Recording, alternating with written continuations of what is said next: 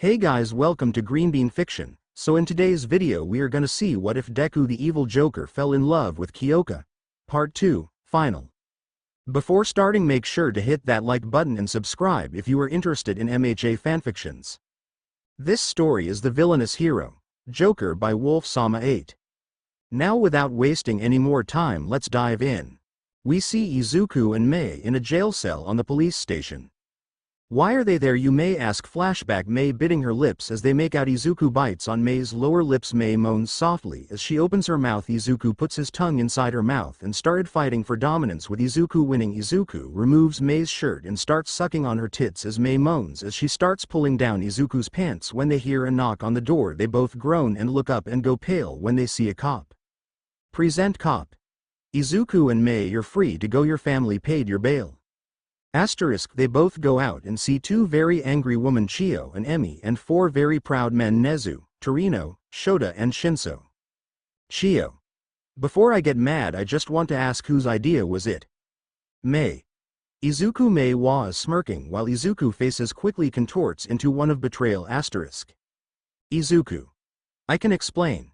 Chio: boy, start running. Chio had her cane in her hand, hitting it at her palm. Izuku gulped and started running. Izuku: help, she's crazy. Chio: what? Izuku jumps out of the way. 1 second later, Chio hits the ground, cracking it. Chio: where? Chio hits again. Izuku dodges and Chio's cane made contact with a lamppost, bending it in half. Chio: you? Izuku trips and falls on the ground. He tries to escape, but it was too late. Chio: thinking? Chio hits Izuku with her cane with so much strength to out all might. To shame, Chio kisses his forehead, healing him. Izuku: ow. So much ow. Torino: now they're teenagers, it's only natural they do this. Shota: he's right. And Chio and Emi: shut up or you're sleeping on the couch. Torino: kid, you're grounded. Shota: I am so disappointed in you. Izuku smirked. Izuku: if you are so disappointed in me, why, pray tell, are you smiling? Shota could feel his wife glare on the back of his head. He started sweating. Shota: don't talk back now, let's go, you got school tomorrow.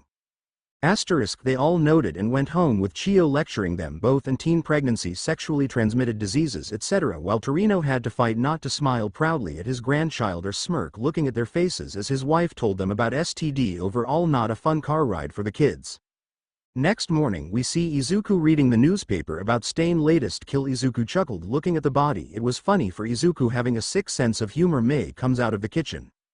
Mei: morning love. Mei sounded British this morning. Izuku decided to play along. Mei was half British. Every time she wanted him to do something she would use that voice. Izu: hello love. Mei: I made a pot of Kool-Aid. Izuku put the newspaper down and looks at Mei. Izuku: you don't make a pot of Kool-Aid. Mei: well, I did. Izuku: is it hot? Mei: maybe not. Izuku: it's hot, isn't? Mei: yeah. Mei was clearly excited. Izuku: hot Kool-Aid. Mei: I could put some ice in it if you like. Izuku: no, I am not thirsty. Mei: honey. Mei starts giving Izuku puppy eyes. Izuku gets a tick mark. Izuku: I am not gonna drink it. Mei whispers in Izuku's ear. Mei: I made this for you. Izuku: no. Izuku had a serious face as he goes back to reading the newspaper. Mei: drink it. Izuku: no. Izuku buried his head on the newspaper. Mei: I want you to drink this. Izuku: in not drinking it. Mei: drink this right now or I'll pour it on the floor and I'll blame it on you. Izuku looked at Mei with an annoyed look but smirking.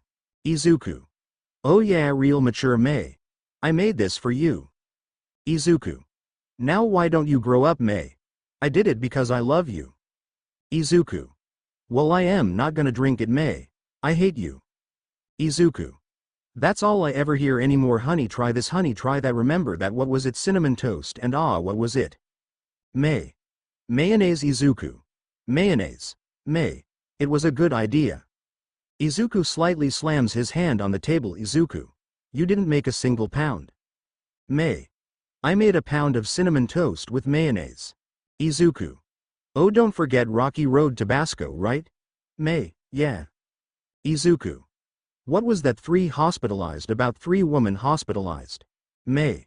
You drink this right NOW. Izuku. Drink your own hot Kool-Aid, May. There's so much left of it, what am I gonna do with all this hot Kool-Aid? Izuku. Drink it, May. No, Izuku. Yes, May. No. May sits next to Izuku glaring at him as Izuku looks at the newspaper trying not to laugh. May. Honey Izuku. Yes May, please, drink, my, hot, Kool-Aid. Slides a glass of hot Kool-Aid at Izuku, Izuku sighs. Izuku. Okay May smiles Izuku. Okay Izuku drinks May's hot Kool-Aid with May watching him. Izuku puts the glass down and sighs. Izuku. That's pretty good. Yeah I like that Chio. What the hell is all this noise? Chio, Torino and Eri walk down. Eri hugs Izuku and sit on his lap happy his real daddy is back since she knows when Izuku is in control and when G is in control. Torino. What is that? Torino points to the pot of hot Kool-Aid. May smirks. May. I made a pot of hot Kool-Aid after having everyone taste May hot Kool-Aid. We see Izuku and May inside their class talking with each other. May sitting on top of Izuku's desk. They were the first to arrive. Once more people came in. Izuku glanced at Momo on her phone while Kiyoka carried Momo's stuff. Izuku sighed sadly and went back on his conversation with May. May. I don't know why doesn't Kyo stand up for herself? Izuku. No clue but we can't help those who don't want help until she realizes that Momo nothing more than a conniving little bitch with implants. Nothing will change. May. How do you know they're fakes? Izuku. I've seen your now does are 100% real. May. What do you mean these? Izuku was smirking while May giggled. Mineta and Denki saw that both were foaming at the mouth. Mineta jumped towards her to grope her breasts. Izuku saw this and punched him sending him flying towards Bakugo. Katsuki. What the hell? Izuku. What? Just putting the trash next to the dumpster, or should I say cunster? Bakugo was red with fury as Izuku laughed. Katsuki. You want to go you fucking extra? Izuku. Go with you. Yeah I don't swing that way and even if I did I bet Mineta has a bigger dick than you tic-tac dick. May. I almost feel bad for poor little Izumi, well almost if she wasn't a little bitch. May and Izuku smirked. Izumi was glaring daggers at May as everyone laughed at Katsuki uses his quirk to jump on. Izuku looked at the door and smirked. He let Katsuki hit him. Izuku falls on the floor with Katsuki on top of him. Katsuki. Where's all that big talk now you bastard? Nezu. Right behind you.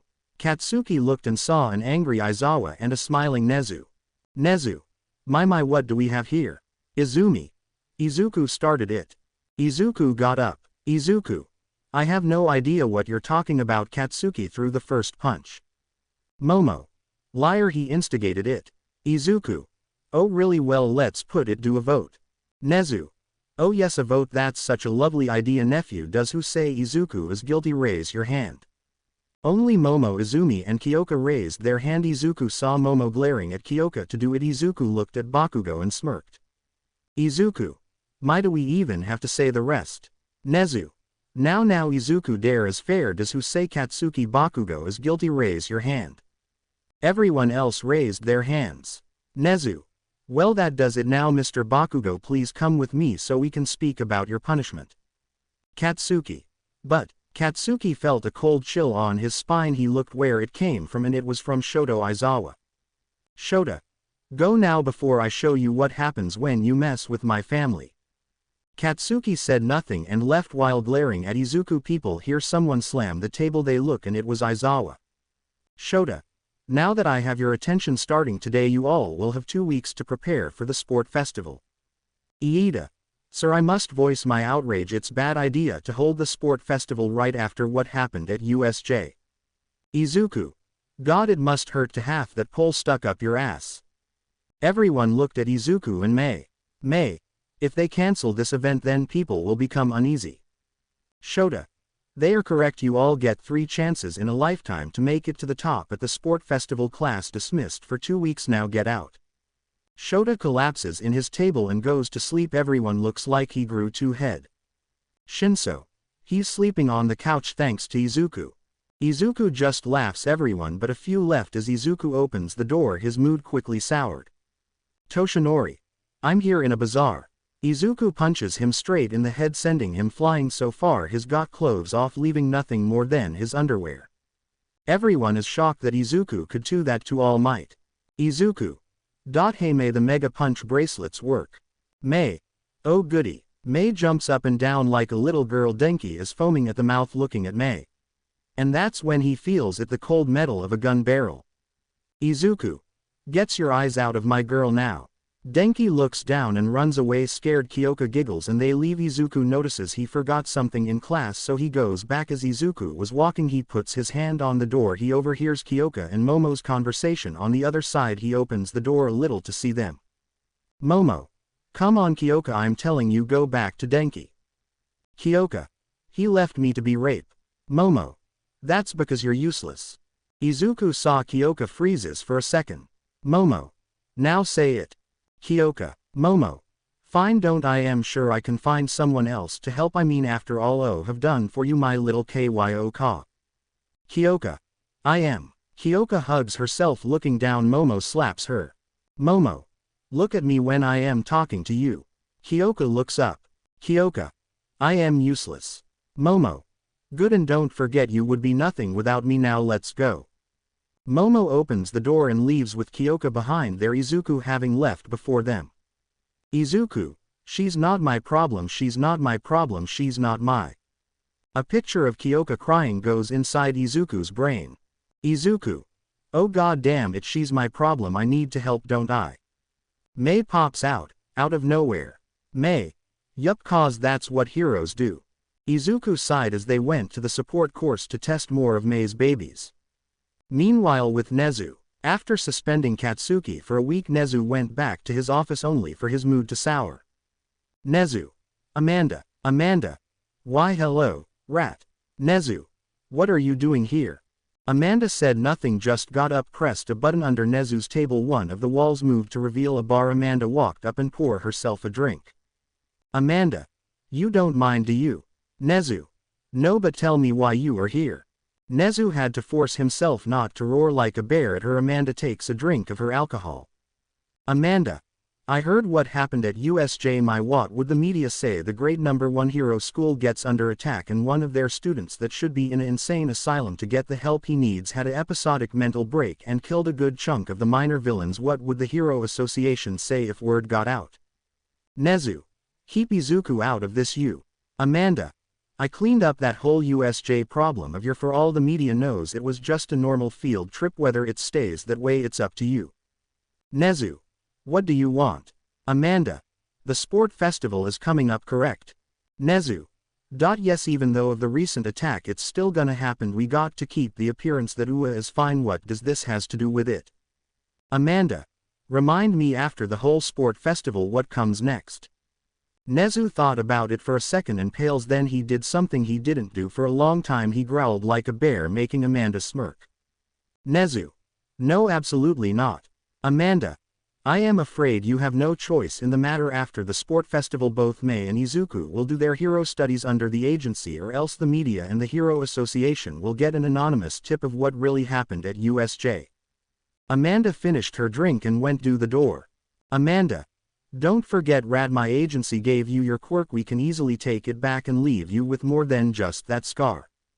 Amanda left. Nezu angry destroyed his office. No one dared enter hearing his bare screams. Meanwhile with Izuku, after May and Izuku spent the rest of the day testing out May's invention with only 5% exploding, which is a new record for May. They start walking home. They make it to the gates when Toshinori. Let's try this again. Toshinori. I am here in a bizarre position. Izuku. May kicks All Might's face sending him to the wall. May. Yay, the super kick ankle bracelet works too. Izuku. Terrific, how about we celebrate in the sand dune this time? I'll make sure no cops are around. May giggle. May. Sure, let's go. They hold their hands and started walking, only for Toshinori to stop. Right in front of them with Izumi and Shoto next to him. Toshinori. That's quiet enough, you two. I came here to talk. Izuku. That's funny cause we came here to kick ass and eat bubble gum. May. And we're all out of bubble gum. Shoto. Brother please. Izumi. Come on bother please come home. Toshinori. Yes son that's enough playing around. Izuku. Brother. Ha ha ha ha ha ha since when was I your brother? Was I your brother when you froze my feet and left me outside in the rain and I got pneumonia, or was I your son when you refused to take me to the hospital and I had to take pills from the old people next door's garbage? How about when Izumi dislocated my shoulder, was I your brother then? Was I your son when you said I was faking it and I had to push it back into place myself? Toshinori rolled his eyes. Toshinori. That's enough lying Izuku, none of that happened, now be a good boy and come home. Izuku was now pissed. Izuku. Go to hell. Izuku turned around and starting with Mei walking away. Toshinori. Why you little. Toshinori tried to punch Izuku on his back but someone stopped him. Toshinori looked and it was his wife, the hero Green Tornado aka Inko Yagi. Inko. What the hell do you think you're doing? Izuku. Oh great, the bitch of the year arrived now, it's one big happy family reunion. The sarcasm in Izuku's voice was like a knife in Inko's heart. Izumi. But mom, Izuku is lying. Inko. No he is not. Did you morons forget that we saw his memories? All these things happened, you're all just in denial. Izuku. Wow, mom actually believing me, what, not gonna slap me for lying or for being little freak? Inko had to fight with herself not to cry. Inko. If Izuku doesn't want to come home, that is his choice, you all can do nothing about it, now go home. Toshinori. But, Inko gave him a glare, he felt like a lion was gonna eat him alive. Inko. I said go home. Toshinori, Izumi and Shoto left looking down. Inko turned around and had to force a smile to not cry. Inko. Sorry about them, it's good to see you again Izuku. Izuku. Wish I could say the same, oh wait no I don't. Inko looked down, she knew she deserved this. Inko. It's good to see you're not laughing so much. Izuku. That's because grandma took me to a clinic where they helped me and gave me actual pills to help with my disorder instead of calling me a freak and kicking me out of the house. Come on Mei, let's go. Mei nods and leaves with Izuku to go train for the sport festival. Inko just stayed there, collapsed on the ground and started crying, hugging herself, wishing for another chance to be her baby boy's mother. Sport festival. After a week of training, the sport festival is here. Izuku was walking with Mei holding hand, Mei holding Eri with her free hand, both talking about how they're gonna win. They were walking, someone stopped them, they looked and it was Izumi. Izuku rolled his eyes. Izuku. What do you want, you bitch? Izumi growled. Izumi. I want to make a bet. Izuku. I am listening. Izumi. If I beat you at the sport festival you gotta come back home. Izuku. And if I win? Izumi. What do you want? Izuku. That's the problem, my ignorant little pest, you and your family have nothing I want, now fuck off. Izuku walked away putting money in a sweat jar. Eri magically grabbed out of nowhere, leaving Izumi there shock. Izuku. Today is the day I get my revenge. The little family made it to the hero course. Everyone was exited about the sport festival. Izuku sits down with Eri on his lap and Mei on the table waiting for Aizawa to arrive. When he did he looked horrible since he was still on the couch. Emi might be funny but there's a demon hiding in that laugh. Shota took a huge gulp of his coffee. Shota. No talking, get up and go to the bus, grab whatever you're gonna use for the sport festival. Everyone grabbed and followed Aizawa to the bus that took them to the sport festival and waited for their class name to be called. Shota comes with Nezu on his back. Nezu. Hello nephew, we're here to take Eri with us. Izuku. Honey, go to your grunkle Shota and see us win this easily. Eri. Okay, bye bye dad. Izuku smiled, kneel down and kiss her little horn. Before she left, their class was called out and they went inside the huge stadium, the place filled with people at the stand cheering. There wasn't a single empty seat in the house. After the rest of the classes came in, the referee was Anus, the R-rated hero. Midnight. A lot of people were drooling looking at her. Izuku just yawned and hugged Mei, nuzzling his face on Mei's neck, making her giggle. Midnight. Now for the inauguration speech from the representative of Class 1A. You know him, you love him, the former vigilante Joker. Izuku walked up to the platform with everyone staring at him, wondering what he will say. Izuku starts giggling. Izuku.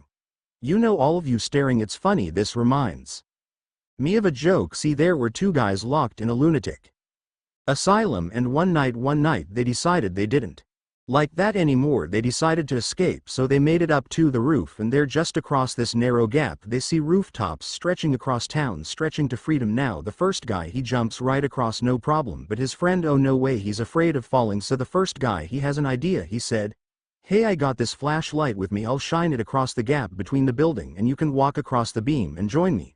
But the second guy said, "What, do you think I am crazy? You'll just turn it off when I am halfway across." Silences. Then Izuku starts laughing. Some others join him, does being Emi, Nezu, Eri, and Mei. Izuku: "Oh, comedy gold. Anyway, just wanna say to all minus, does I hate you all, know who you are, good luck." Izuku left, going back to Mei. Midnight: "Well, that was something. Anyway, the first event for today is an obstacle course." The contestants made their way towards the starting line that goes through a narrow tunnel. Everyone got ready. The light started red. Everyone tensed up. Izuku told Mei's hand yellow. People started inching forward while Mei took out a device. When the light hit green, everyone went running.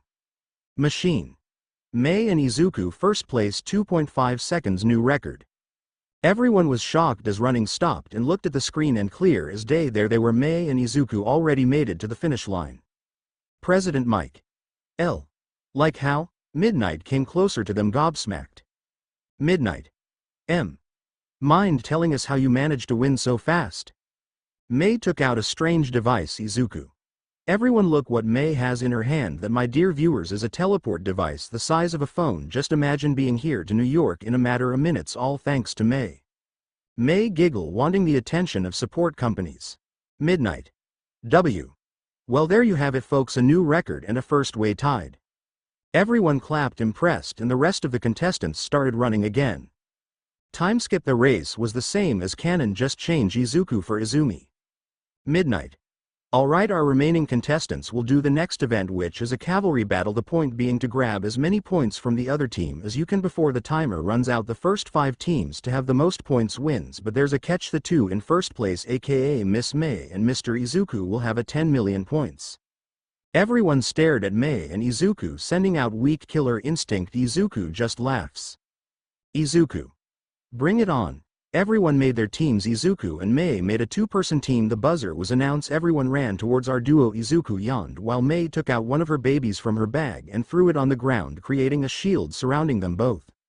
Mike: "Unbelievable." Team laughs. "Just made a shield out of nowhere." Izuku: "Well, love, since we're stuck here, how about we test out that very special baby you wanted us to use?" Mei squeal and gave one to Izuku. Izuku puts it on and Mei's puts on hers. Everyone is watching them, wondering what are they doing. Mei: "Well then, put in, I believe." Izuku: "It is time." Izuku and Mei: "To duel." They fell. All of Japan fell when they saw what Izuku and Mei were doing. Izuku: "Wait, this isn't right." The people sighed in relief. Mei: "What do you mean?" Izuku: "We're not in costumes." Mei: "Oh my god, you're right." And they fell again as Izuku dressed as Yami Yugi and Mei dressed like Akiza Azinski. Meanwhile, outside the bubble we see Nezu laughing his ass off, looking at everyone. Toshinori: "This can't be allowed, Nezu. I am the principal, so I'll allow it now. Shut up, they're gonna start." Back in the bubble, Izuku: "You cannot be serious, Mei." "What?" Izuku: "Yu-Gi-Oh! 5D. That's the dumbest one." Izuku started laughing while Mei was fuming mad. Mei: "Excuse me?"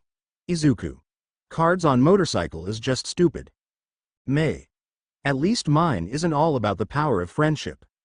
Izuku: "Cards on motorcycle." Mei: "Oh, now you're dead, let's duel. I'll go first." Both took out 5 cards from their decks, both with 4,000 life points. Mei: "I put 1 monster face down and 1 card face down and I end my turn." Izuku: "Alright then, my turn. I summon the 6 samurai. Zanji, do the field." Izuku: "And I am not done yet. Next I'll activate the spell card Big Bang Shot." Izuku: "This spell cards gives 400 extra attack points to my monster, giving it an attack power of 2,200 and has the added bonus of even if your card is in defense position you take damage. Now my 6 samurai. Zanji attack her face down card." Asterisk Zanji does it and Mei loses 800 life points. Now she has 3,200. Mei laughs. Mei: Not so fast Izuku, you activated my monster special effect. When Yomi's ship is sent to the graveyard, the monster that destroyed it gets destroyed. Izuku. Damn, both sends their monster to the graveyard. Izuku. I put one more card face down and end my turn. Mei. My turn, I draw. Mei draws one card. Mei. Damn, this card is useless to me right now. Mei. I summon the blindy loyal goblin. Mei. Now my goblin attack Izuku directly. Izuku. Not so fast, I still have a chance to survive. I activate the trap card conscription. Izuku. This card allows me to look at the top card of your deck. If it's a monster, I can summon it to my side. Now show me the card. Mei takes out the card and shows it Izuku. Ha, come to me, Blue's Eyes White Dragon. Mei gives Izuku the card and Izuku summons it. Mei. Damn, goblin, stop the attack. Izuku. It is too late, since my dragon is stronger. You lose 1200 life points. You already lost half your life points while I am in full health. Wanna just give up? No? Mei. Never, I end my turn. Izuku. Fine, then I draw. Izuku draws one card. Izuku. Next I summon the 6th samurai, Nisashi. Izuku. And I am not done yet. With a 6th samurai on the field, I can summon the legendary 6th samurai Kaizan. Izuku. You know what this means, right? I have 3 monsters on the field. I could easily win, but where's the fun in that? I now activate the spell card double summon. Izuku. Allowing me to sacrifice all 3 monsters to summon Obelisk the Tormentor. Izuku puts all 3 cards in the graveyard and summons Obelisk the Tormentor. Outside people were shocked. Obelisk height was bigger than Mount Lady Nezu touched it. Nezu. My, is there anything that girl can't build? Shota. What do you mean? Nezu.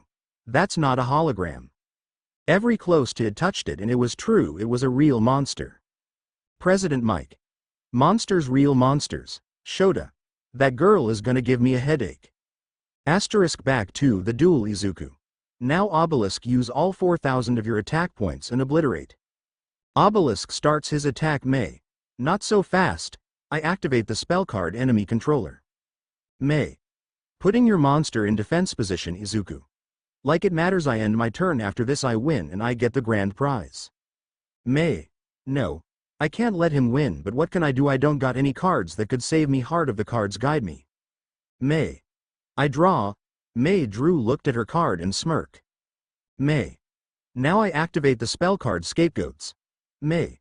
With that I summon 4 tokens on the field, and with 3 of the 4 tokens I summon Slifer the Sky Dragon. Behind Mei's Slifer appeared. Everyone outside was shocked. The dragon covered the entire field, making it harder for Diz outside to get more points. Nezu was loving this. Izuku just laughs. Izuku. Even with your god card you can't win. You only have 3 cards. That means Slifer only has 3000 attack points. Face it, love, that prize is mine. Mei just smirks. Mei. Next I activate the spell card Pot of Greed.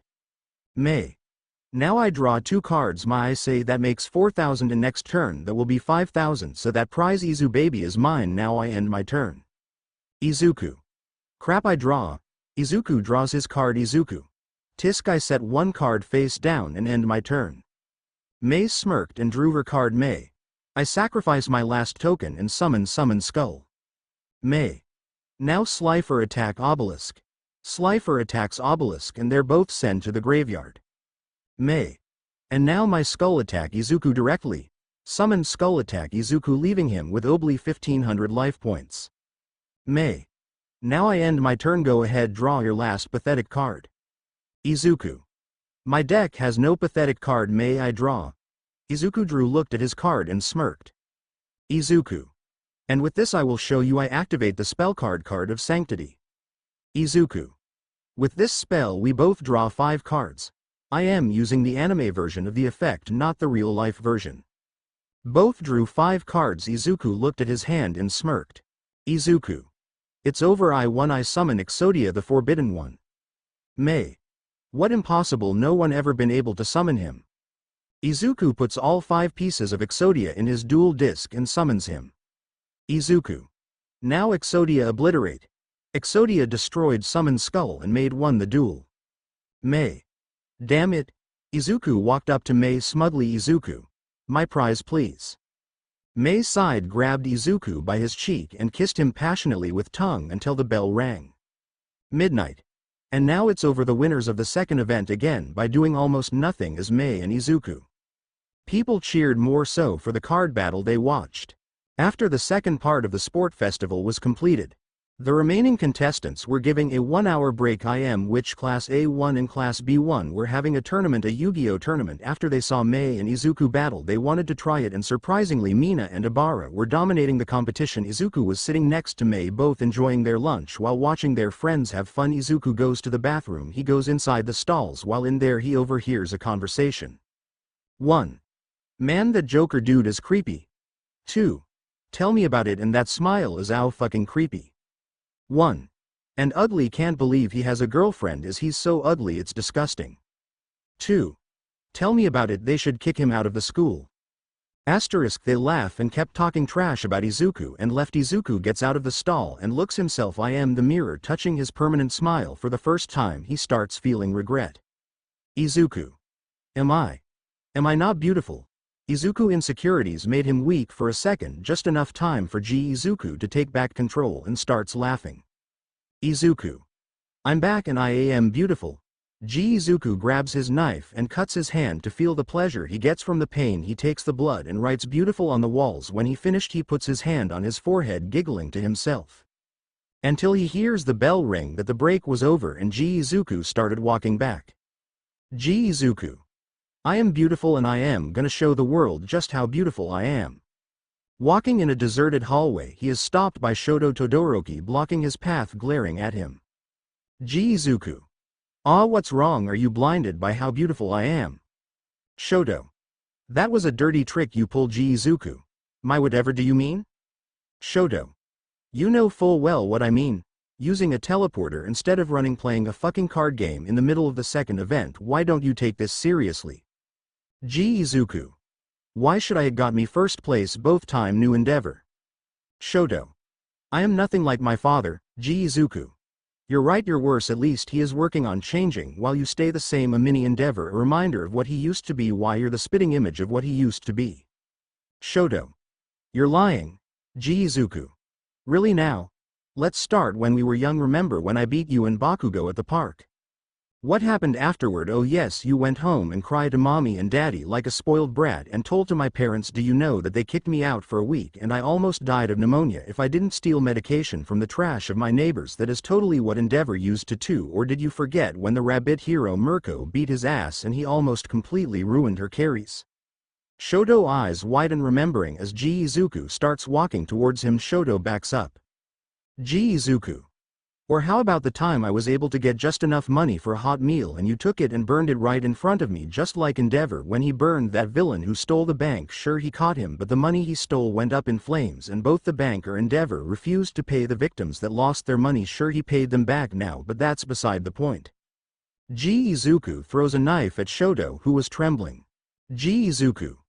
And let's not forget your crowned achievement, the reason you're worse than Endeavor, what you and those fuckers you call friends did to me, making me fall in that pool of chemicals, forever dooming me with even more mental problems than I already had, and not having the guts to tell anyone the truth. I wonder what would everyone think if I told them what you guys did.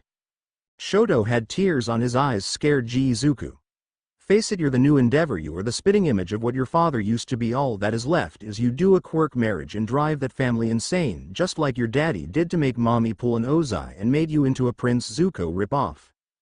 Izuku laughed as Shoto yelled and unleashed multiple balls of fire and ice. Izuku dodged them with ease. He saw Shoto on his knees crying like a baby. Izuku smiled, feeling so much enjoyment watching him cry. He was about to take a picture when someone took his phone. Izuku looked and it was his bitch of a mother. Inko. That is enough, the both of you. Shoto, go back with the rest of your class. Izuku, with me, I want to have a word with you. Shoto left crying while Izuku started leaving, flipping Inko off. Izuku. Kiss my ass. Inko used her telekinesis to keep him there and turned him around, making him look at her. Inko. Young man, that was uncalled for. Izuku. Didn't say anything that wasn't true, bitch.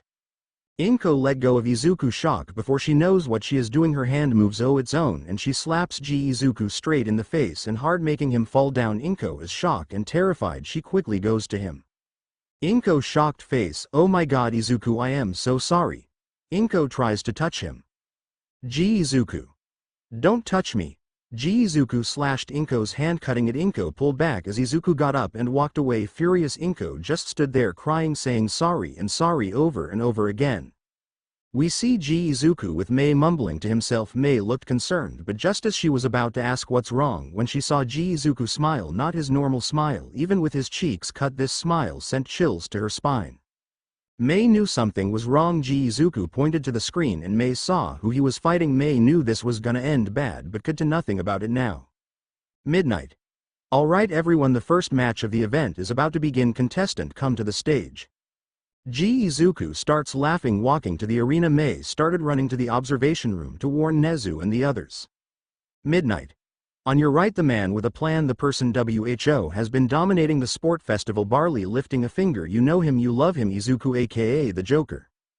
Izuku walks into the arena with a crazy smile on his face, so big it opened his old cheek scar, making it bleed. But the crowd ate it up, they loved it. Does betting money on the fight just put even more money on Izuku winning? Midnight. And on your left we have the Prince of Ice, the Lord of Fire, the number 2 hero, Endeavor's very own son, Shoto Todoroki. Shoto walked into the arena, his eyes red with a mixture of fury and tried tears. Izuku's words still fresh on his mind right now. Shoto was right where Izuku wanted him to be, unstable, as both contestants are now in the arena with Midnight in between them. Midnight. Alright, are you boys ready? Shoto goes into a fighting stance as Izuku takes out his trusty pocket knife, people wondering if he was gonna actually fight or just humiliate Shoto by toying with him like the last 2 events. Midnight jumps out the arena. Midnight.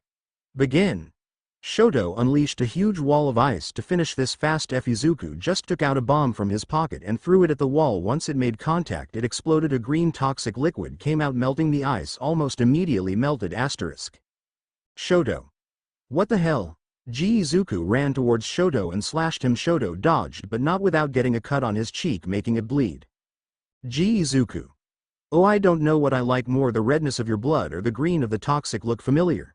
It's the same toxic that made me into this. Does responsible wear shock and hit with guilt minus Katsuki cause? Fuck Katsuki. Izuku. Era, I wonder what would happen if it hit you. Izuku threw a bomb at Shoto, which Shoto froze, only it still exploded. The liquid now solid shards hitting them both. For Izuku it was nothing, but for Shoto it felt like his skin was on fire. Izuku took this chance to kick Shoto right in between his ribs, breaking at least 2, sending him crashing into one of the pillars, spitting out blood. Izuku. My, is that all the new Endeavor can do? How pathetic. Come on everybody, let's cheer him to get up. New Endeavor, new Endeavor, new Endeavor. The crowd, not knowing Shoto's hatred for his father, thinking it was just to pump him up, joined in. Crowd. New Endeavor, new Endeavor, new Endeavor. Shoto. I am not Endeavor.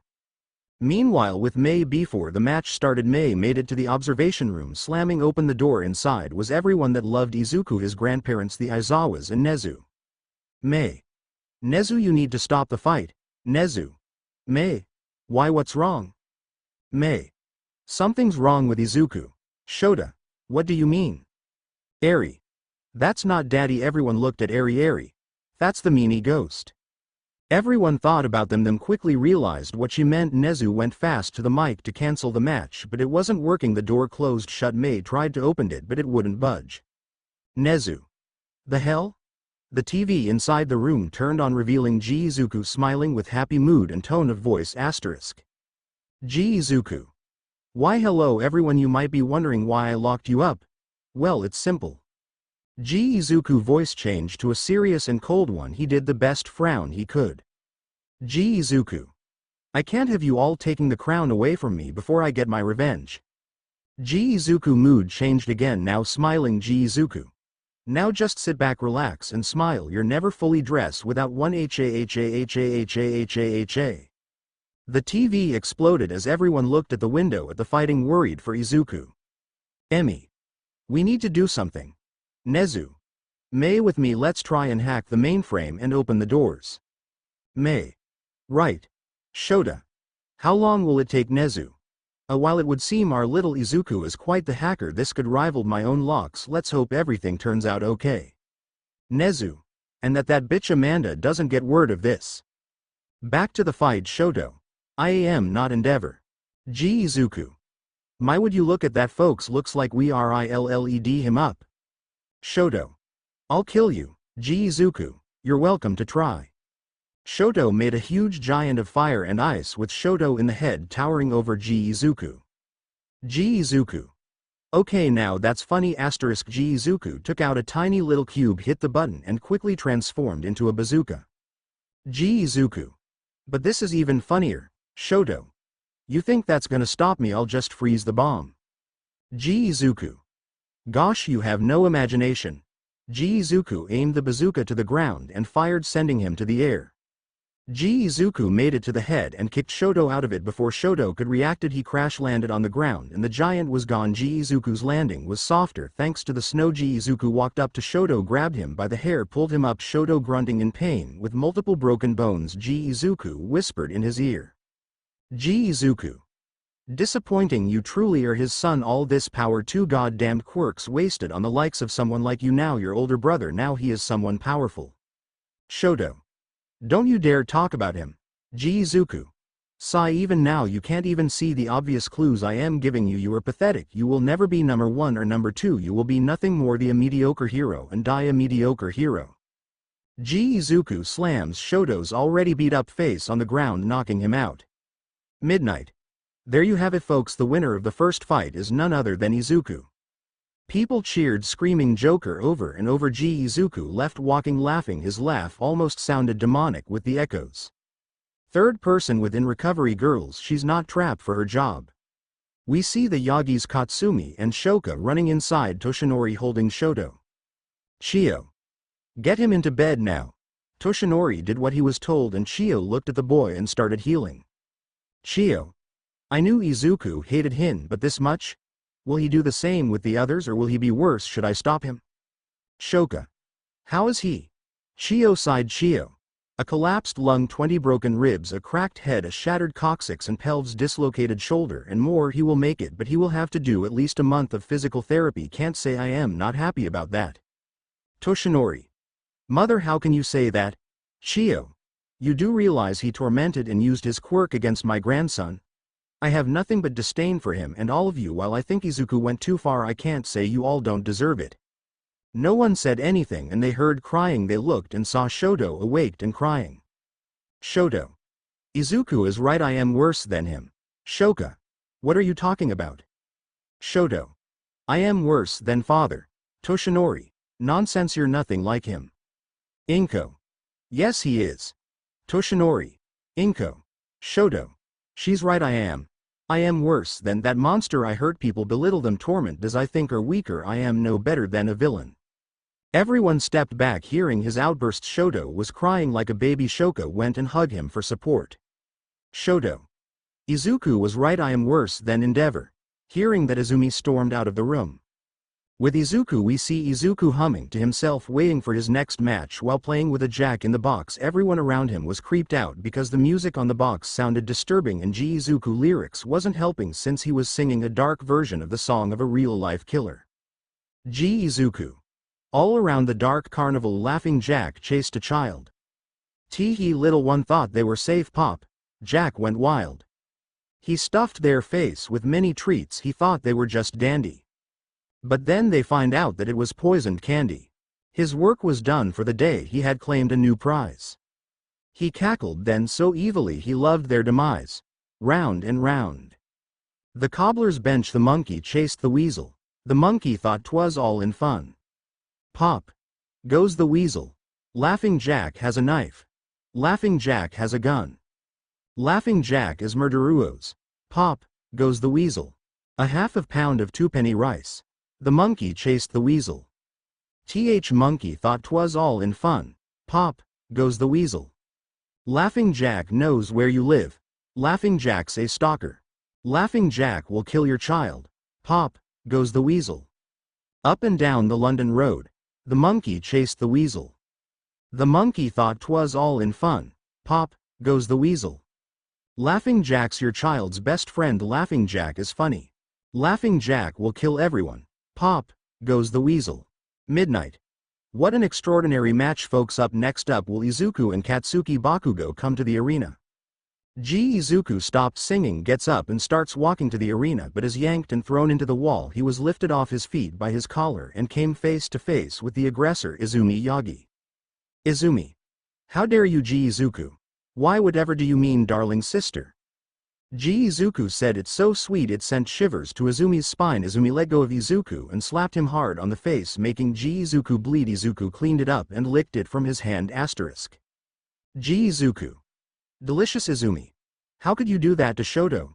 Don't you know what type of torture he had to go through growing up? Izuku just laughed. Izuku.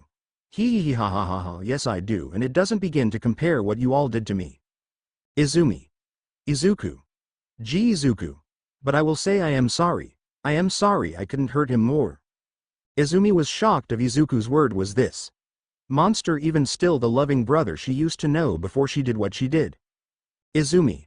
I can't believe you said that you two were beat friends. Doesn't that mean anything to you? Izuku got serious and stopped smiling. Izuku. Ask your boyfriend that when he started beating me up to release his anger on me, burning my skin and flesh, ask him where was that best friend then.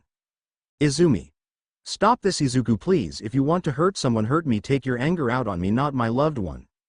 Izuku just laughed as Izumi lets him go. Izuku grabbed her by her neck and slammed her to the wall. Izuku. Ha ha ha ah ha ha ha, oh my sweet little Izumi, but that's exactly what I am doing. I could hit you the same amount of times you hit me, but does kinds of scars heal now? Mental scars.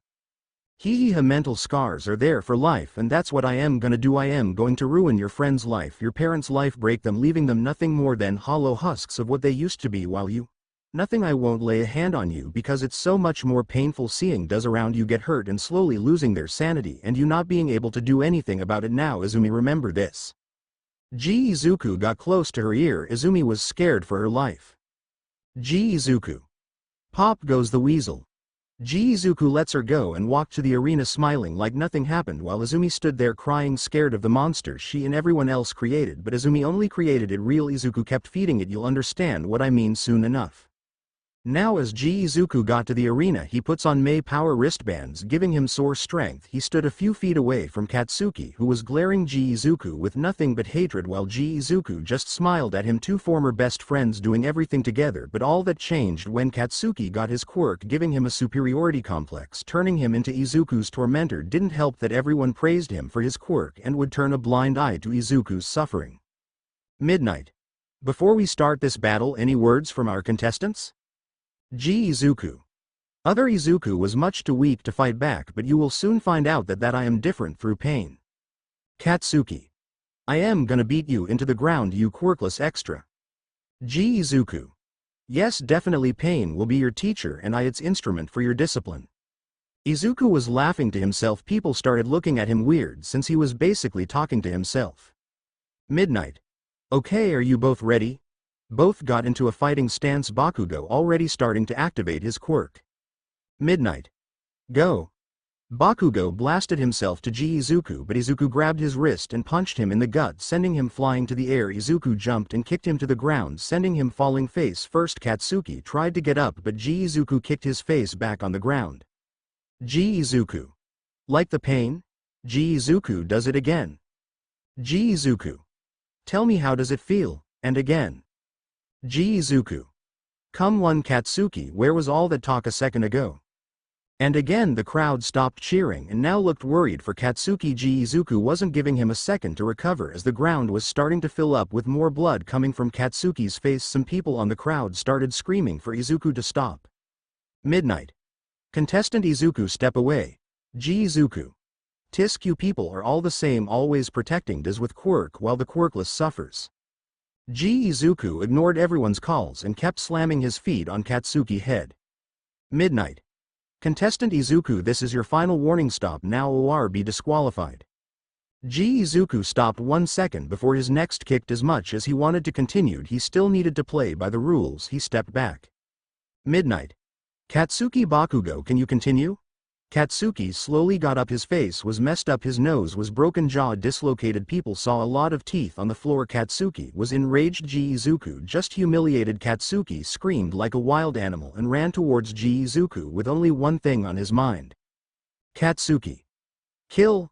Izuku kicked Bakugo, but much to his surprise Katsuki took it full force. Katsuki threw his hands forwards and fired explosions at point-blank range to Izuku's face, sending him to a pillar, and started punching his face over and over again with a sick smile on his face. Only this time people weren't screaming at Katsuki to stop. Midnight just stood there letting it happen. Izuku made his hand into a fist and punched Katsuki in the gut, sending him away. He shoot ice gun covering Katsuki's body in minus his head in ice. Katsuki was unconscious. Asterisk. Midnight. T. The winner by knocked out Izuku. People started cheering, but Izuku sent at everyone a glare that shut them up. Izuku. What was that? How come no one stopped Katsuki when he was doing it to me? The crowd started feeling ashamed. No one more than Midnight. She froze and did nothing. Izuku looked at her. She flinched, seeing his eyes. They were blank. Izuku. All the same. All the same. All the same. Izuku started muttering to himself, walking towards Izuku with a device on his hand. People looked confused at what it does. Izuku shoots the ice gun again, making a cube of ice and showing them what it does. Izuku started walking up to Bakugo with the device in hand. Midnight tried to stop it, but Izuku forced her feet to the ground. Izuku. All the same. All the same. Izuku made it to Katsuki just as he was about to do it.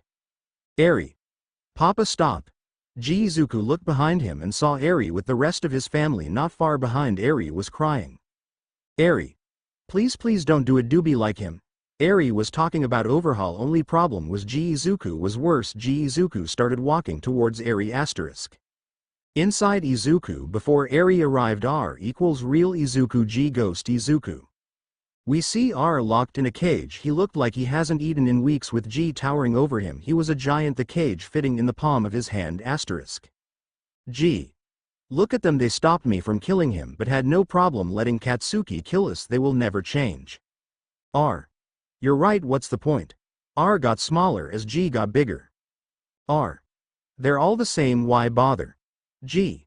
You're right. Why bother? Just let me handle it all. You're not needed anymore. I am what's this world needs.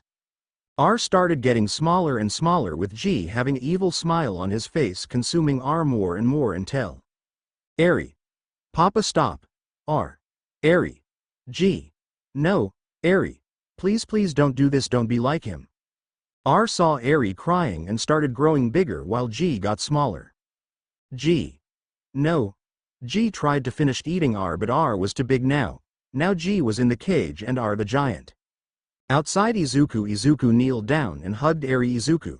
I am sorry for scaring you. Eri nods, puts both hands on Izuku's cheek and healed him. He got up grabbing Eri and walked out of the ring. No one said anything. No one knew what to say. The robots came in and took Bakugo to Recovery Girl while Midnight starting the next match. Izuku looked at his family. He had a lot of explaining and apologizing to do.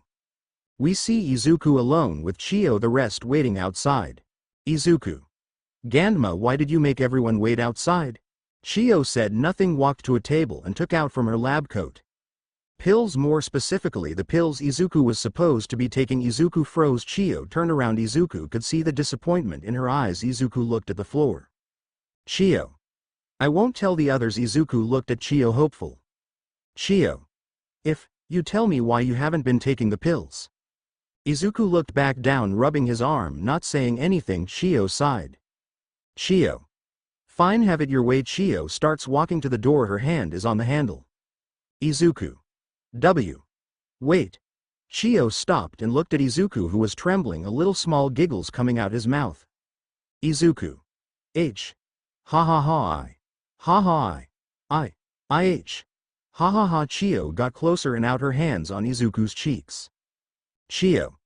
Take a deep breath. Izuku, calm down. I promise what you tell me here will not leave this room. All you have to do is tell me the truth. Izuku took some deep breaths. After 5 minutes he slowly calmed down. Izuku.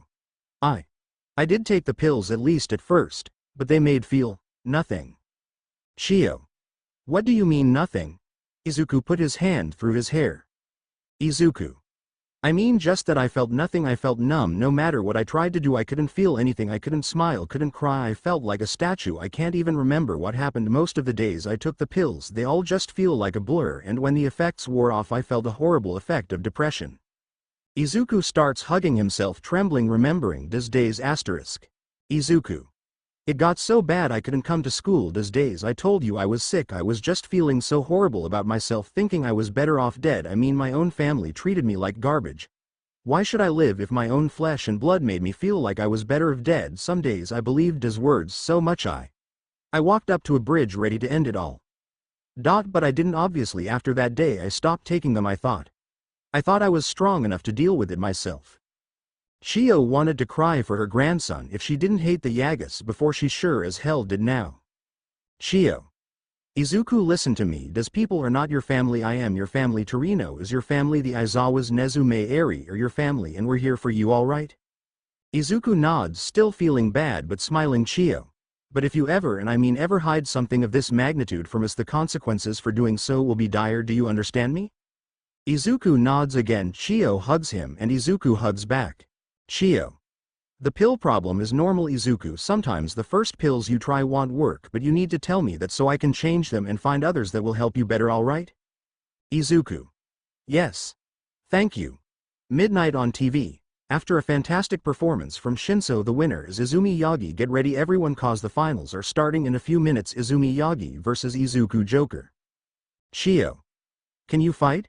Just say no and I'll tell Nezu to take you out. No one will blame you. Izuku. I can fight. Chio kissed his forehead, healing him. Chio. Then get out there and win this sport festival. Izuku gave Chio his best smile before leaving, opening the door, and saw the rest of his family waiting. Shota. You good? Izuku. Why? Yes, I am much better now. Izuku bows to them. Izuku. I'm so sorry for what I. The other me did. Nezu laughed. Nezu. Think nothing of it, boy. Never knew you were quite the hacker. May. He wasn't until I taught him. Nezu. Really? Marvelous. Maybe the three of us can hack together and cause some chaos. Nezu, Izuku and May laughed, scaring the rest of them minus Eri, who giggled happy her daddy is back. Emi. You can do that later. Right now, Izuku, you better get going. Your match is starting soon. Shinso. Kick her ass for me. The bitch got out off my mind control. Eri. Swear jar. Izuku chuckled as Shinso put some money on Eri magical swear jar. Izuju. No problem, cousin. I'll give her a good right hook for you. They fist bump and Shinso left to his seat. May jumped on Izuku and eat him up in kisses. May. Don't ever scare me like that again. Izuku. I am sorry. May gave him a long sloppy kiss. Shota. Hey, there's a little kid here. May let go, giggling. May. For luck. May winked, grabbed Eri and left. Torino got in front of Izuku. Torino. Come down here, my boy. Izuku kneels down and Torino pets his hair. Torino. No matter what happens, I am so proud of you. Izuku hugged Torino and Torino hugged back but whispered in his ear. Torino. I know about the pills, like Chio said. You ever hid something that big again, there will be hell to pay. You understand me? Izuku. Why? Yes sir. Torino let go of the hug and smiled. Torino. Good, now go and win. Izuku smiled and ran to the arena. Meanwhile, with Ofa and the current host. Man, I can't believe I lost. Nana. Don't feel so bad, kid. You made it to the quarterfinals. That's impressive, given you only started training a month ago and already can use 7%. I guess. Nana is right. Don't worry, you'll do better next year. For now, let's watch the fight. Can't wait for Izumi to get her ass handed to her. Hey, yeah, I want to see Izuku fight her. Yoichi. That boy is strong. I have no doubt he'll be fighting alongside you against my brother. Holder 10, or should I say. Midnight. Alright everybody, the final fight of the sport festival is here. People cheered. There were like wild animals wanting meat. Midnight. In the blue corner we have the daughter of All Might and Green Tornado, one of the strongest in her class, Izumi Yagi. People cheered for Izumi. People started placing bet on her winning. Izumi came running, jumping inside the arena, already ready for battle. Midnight. And in the red corner, the person who'd been dominating the sport festival, the Yu-Gi-Oh master, the man who laughs. You know him, you love him, the former vigilante Izuku Joker. Izuku was walking to the arena again with a different suit he made it in. Midnight. Izuku answer the crowd. Why do you always change your suits? Izuku. Simple, really. These people didn't came here to see us compete, they came here to see a show, and I am the greatest showman alive. Now people were betting on Izuku winning Izuku. And I'm gonna give you all your money's worth by using another of my darling May's invention. Midnight. And what is that invention? Izuku smirked.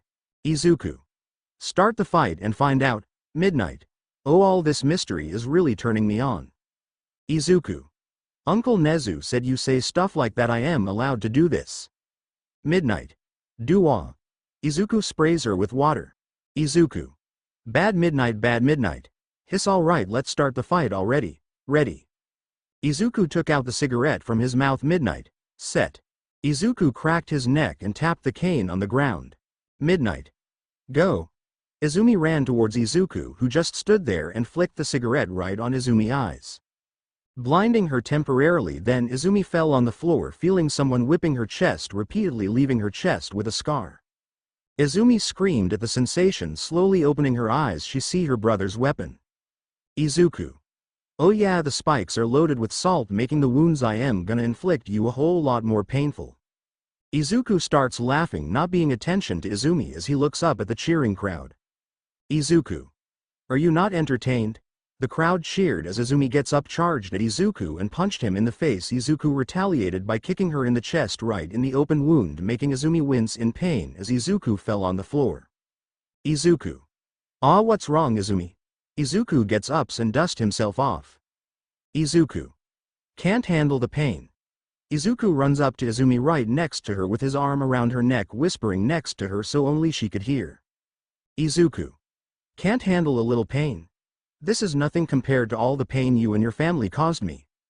Izumi. Izuku, I am so. Izuku slams her on the ground before starting whipping her over and over, leaving wounds all over her body. Izumi. That's enough. Izumi snapped. Her eyes turned white as she finally used her quirk, taking the whip and throwing it far away. Izuku. Finally giving up, are we? Izumi said nothing, just growled at him. As she used her telekinesis to start choking Izuku, Izuku for his part didn't care. He ran towards Izumi, jumped to the air, and gave Izumi a heel kick on Izumi's face, sending her back a bit, but she didn't stop. Izuku started turning blue but kept going. He ran towards Izumi and started punching her all over, sending Izumi to her knees. Started realizing Izuku neck. Izuku thinking he had won, only to be dealt with a telekinesis infused punch right in the stomach, sending him tumbling right into a pillar, making him puke up some blood and his lunch. Izuku hold his stomach with one hand, smirking as he slowly got up as Izumi came running towards him.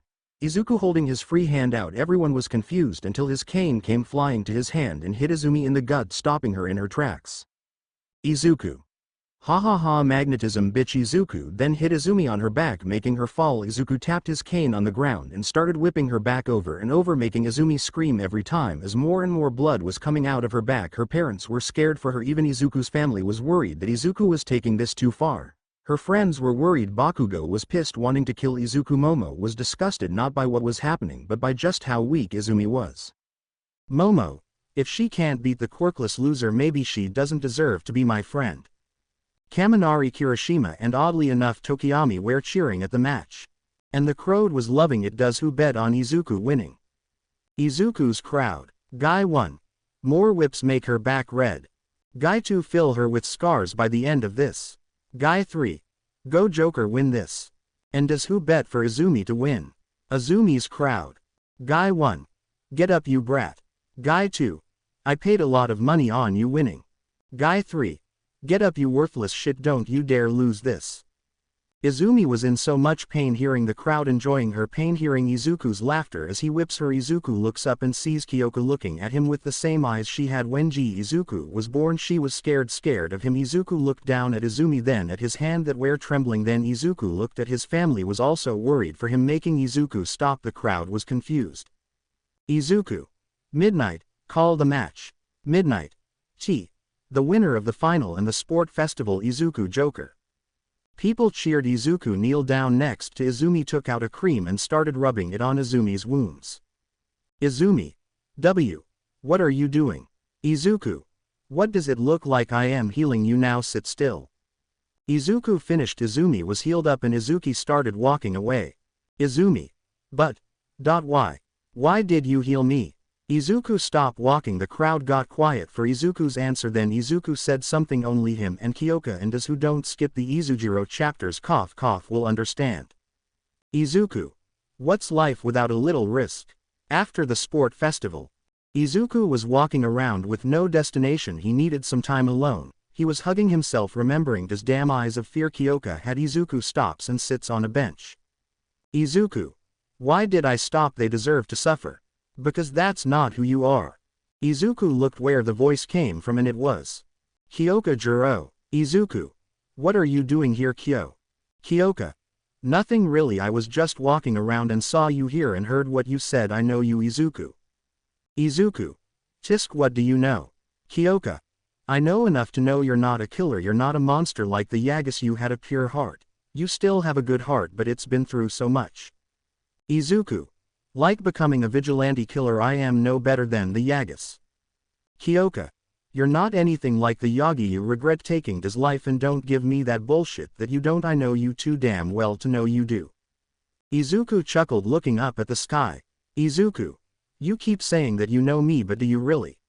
You knew the old Izuku. I am not him, I am just a hollow shell of what he used to be. Kyoka. Izuku, you've made mistakes like anyone else, but you're not hollow. I know that old nerd is still inside of you, you're just too scared to let him out. Izuku. Your point, Kyoka. Kyoka. You need to let go of that anger. Izuku. Haha, ha ha ha ha ha ha ha, I am sorry, what? You want me to just forget all the shit I've been through? Kyoka. I didn't say that. I'm not asking you to forgive the Yagus or me. All I am saying, you need to start moving on. You have a new family, a new girlfriend, you are loved. Izuku, you're not in the same place you were years ago. An eye for an eye will make the world blind. Izuku had a serious expression on his face. Izuku. Then it'll make the world blind. Kyoka. Then what? Let's say you get revenge on everyone. What will that accomplish? Will it magically cure all of the scars they gave you? Izuku. Kyoka. Will it cure all the mental problems you have because of them? Izuku. Kyoka. Kyoka. I am not done. Will getting your revenge be worth the sacrifices you will have to make? Will it be worth losing this close to you? Does that love you just for a pointless pursuit of revenge? Izuku. That's where you're wrong. I know my loved one will support me in my pursuit. Kyoka. And in the end, do you think they will ever see you the same way? I saw how they looked at you. I know you saw how I looked at you. I can promise you they will look at you the same way I did, with fear in their eyes. Izuku. Shut up. I want them to pay and nothing is gonna stop me. Kyoka. Will it make you feel better to go to their level? Then fine, go ahead, do it, but I warn you this, Izuku, yo, do that, you cross that line and you will be a hollow shell of your former self. Kyoka got up and left, leaving Izuku there alone with his thoughts. He sighed before walking back home. Once he made it home, he was pulled into a loving hug from Mei. Izuku. Hey love, what's with the hug? Mei. I just missed you. Man, you were awesome in the final fight. Izuku. You think so? Mei. Hell yeah, that bitch deserved it.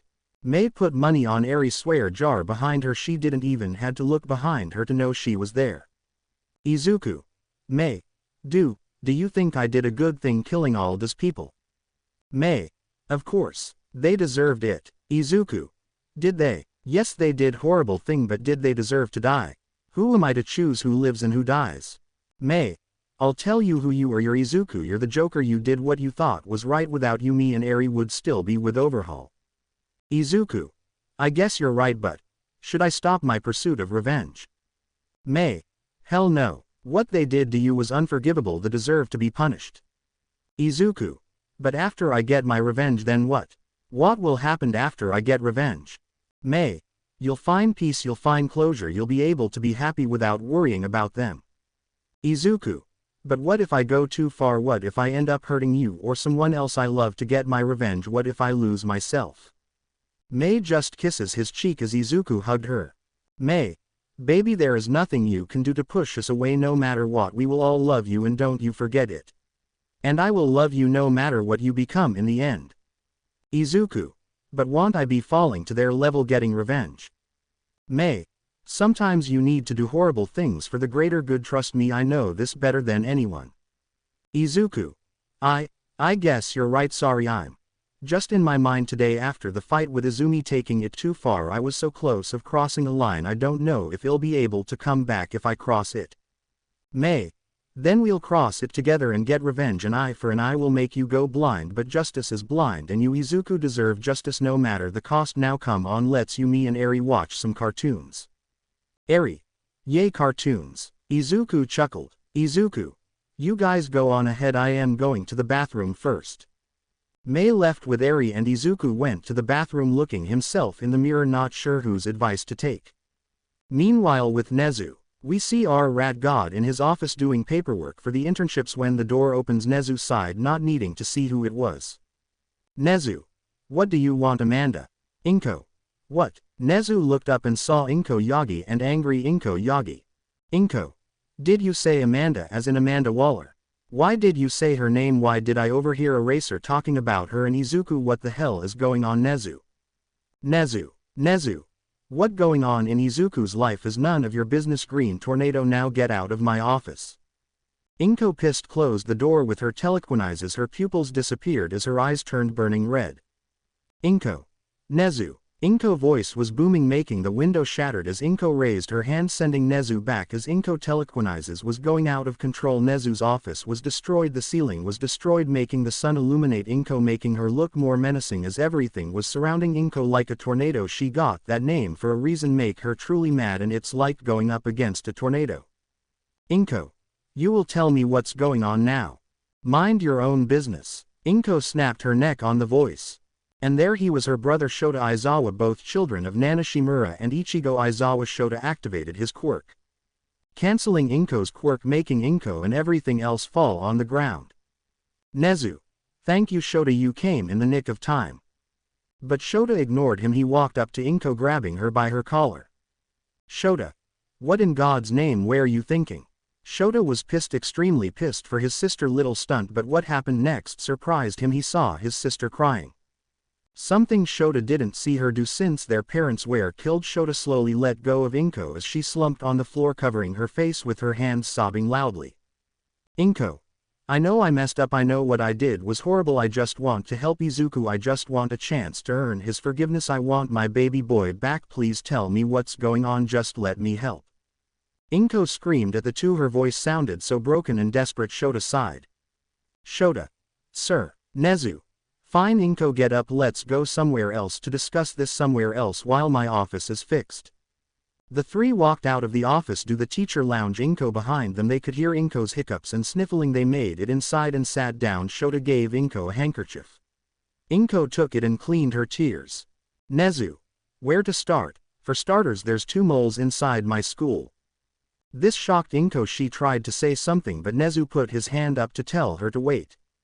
Nezu. I don't know who they are all, I know one works for the League of Villains, the other for the agency for Amanda. Amanda essentially has me by the balls. Nezu sends money to Aries' virtual swear jar through his phone. Don't ask him how she knows, she just does. Inko. But what that got to do with Izuku? Nezu. I am getting to that. Amanda has dirt on me, a lot of dirt. Hell, she's the one who gave me my quirk and this scar on my face. If I sneeze she knows it somehow. Until I can get dirt on her I am powerless against her. Shota. Doesn't help, the Hero Commission loves her and hates you. Nezu chuckled. Nezu. Yes, thank you for that, Shota. Anyway, back on topic, for some reason Amanda has her eyes set on Izuku and Mei. They're going to do their internship at the agency. Inko. No, I won't let that happen. Nezu. Sadly, there's nothing we can do yet, just hope Izuku and Mei will be fine. Inko. You said yet, I know you. Nezu, what's your plan? Nezu. My plan is time skip next day with Izuku laughing face. Walking through the halls of Ua, we see Mei and Izuku holding hands, having light conversation, smiling at each other. They make it to the huge door of their class of A1. They open the door and make it inside and sat down, ignoring all the stares the rest of the class was giving them, until Tokiyami came closer. Tokiyami. Izuku, I have a question for you. Izuku. Shoot. Tokiyami. In the sport festival when you were singing that song. The rest of the class stopped talking, happy that someone was calling him out for creeping them out. Tokiyami. Why didn't you invite me to sing with you? The class fell anime style. Izuku. Ha ha ha ha ha, sorry my friend, I forgot, you're all about the darkness, next time I promise. Tokiyami nods and goes to his seat as Aizawa comes inside. Izuku saw his uncle glancing at him with sadness in his eyes but decided to ignore it at the moment since he's got his own shit to deal with. His mind is still conflicted over revenge or letting go, and worst of all, Izuku has been quiet since he got back control, and not because of the new pills Izuku is on. That is never a good sign. Shota. Now class, please look up at the board on it. The number of offers pro heroes have sent you for internship due to your performance in the sport festival. Normally they wouldn't offer any first year this, but it seems as though you thoroughly impressed them. Shota showed the offers somewhere. Sad they didn't get anything, but I'll notice something interesting. Tokiyami. Sir, how come Izuku and Mei aren't at the board? We can all agree they were the best at the sport festival. Katsuki. I bet no one want to deal with a quirkless freak. Shota glared at Katsuki, making him shut up. Shota.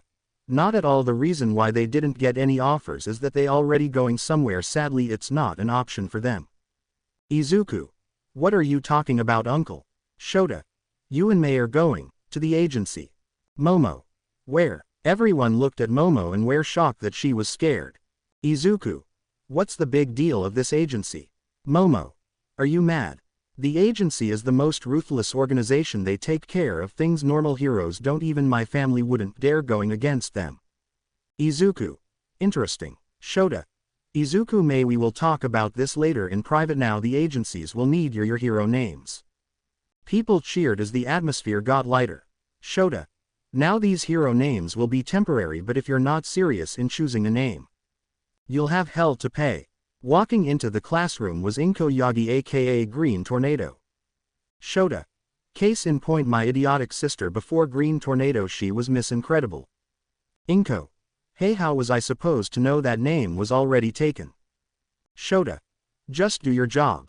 Shota grumbled as he went to sleep. Inko. Anyway. Most hero names used during internships end up becoming recognized, ending up as students' real pro hero name.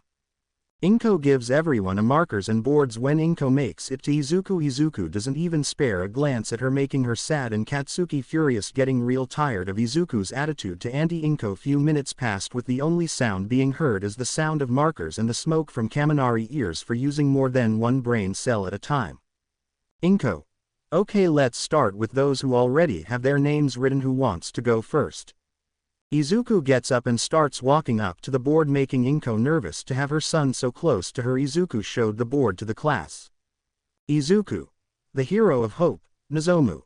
Everyone was confused as to why he chose that name minus one girl, Kiyoka, who had her head down to not show the tears since.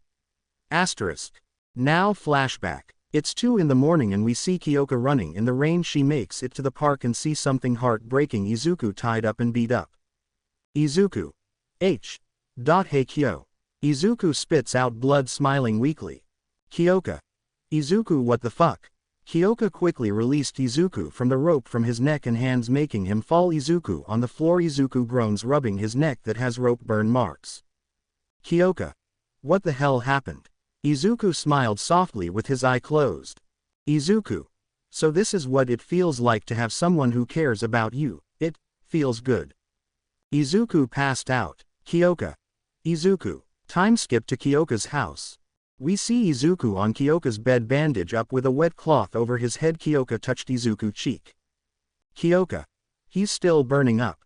Izuku slowly opens his eyes. Kiyoka. Izuku. She gets on top of him, making him groan, but Kiyoka ignores it, crying softly, hugging him. Izuku. Kiyoka. What happened? Kiyoka. You scared me to death. That what happened? Izuku. Yes. So haha, so. Sorry. Kiyoka. You better be, you've been out cold a whole week. Izuku.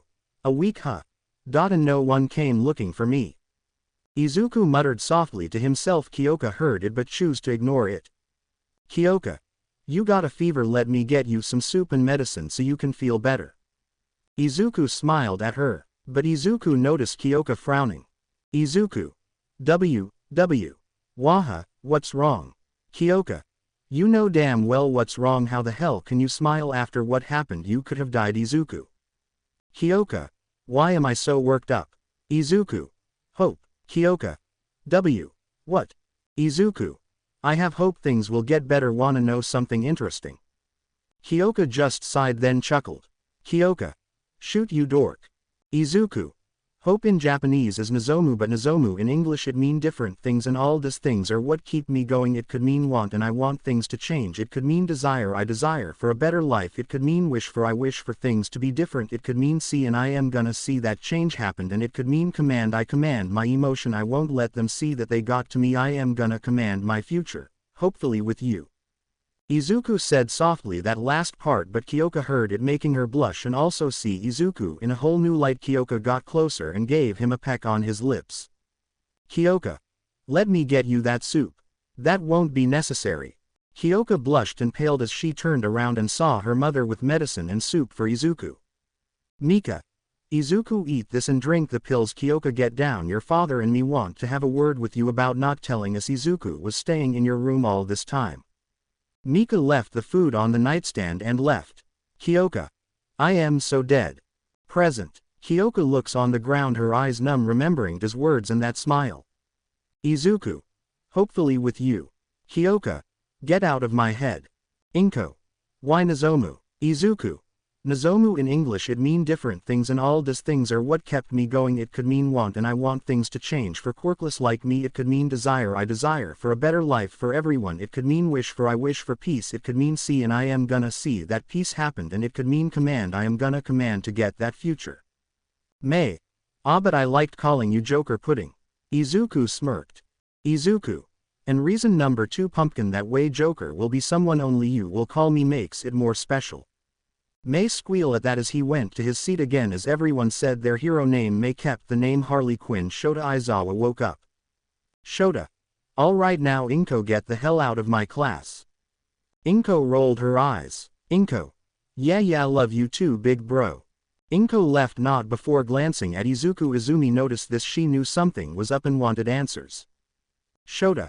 Alright now that your hero names are chosen I have information about the internship they will last a week and those who got offers will choose from the list the ones who didn't will choose an agency from 49 around the country who accept interns keep in mind that each agency has its own specialty so you should choose one that not only allows you to be the type of hero you want to be but also utilizes your quirk to its fullest turn in the forms before the weekend now get out minus May and Izuku both of you stay behind to talk about the agency. Both nods as they all left leaving May Izuku and Aizawa alone. Izuku. Alright what is the agency? Shota. The agency is the public face of a shadow committee, consisting of military leaders, intelligence experts, and government officials. It is currently under control by Amanda Waller.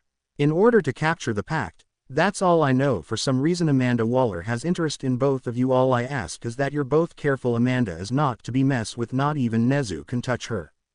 Both nods and let, Izuku and May. So if we find dirt on Amanda we could help Nezu. Both got quiet looked at each other and laughed walking to lunch not knowing that Amanda's mole was listening in. Time skipped to the day of the internship. As Izuku and May made it inside to see Amanda already waiting for them. Amanda. May Hatsume former vigilante Harley Quinn and Izuku formerly Izuku Yagi former vigilante Joker. Izuku.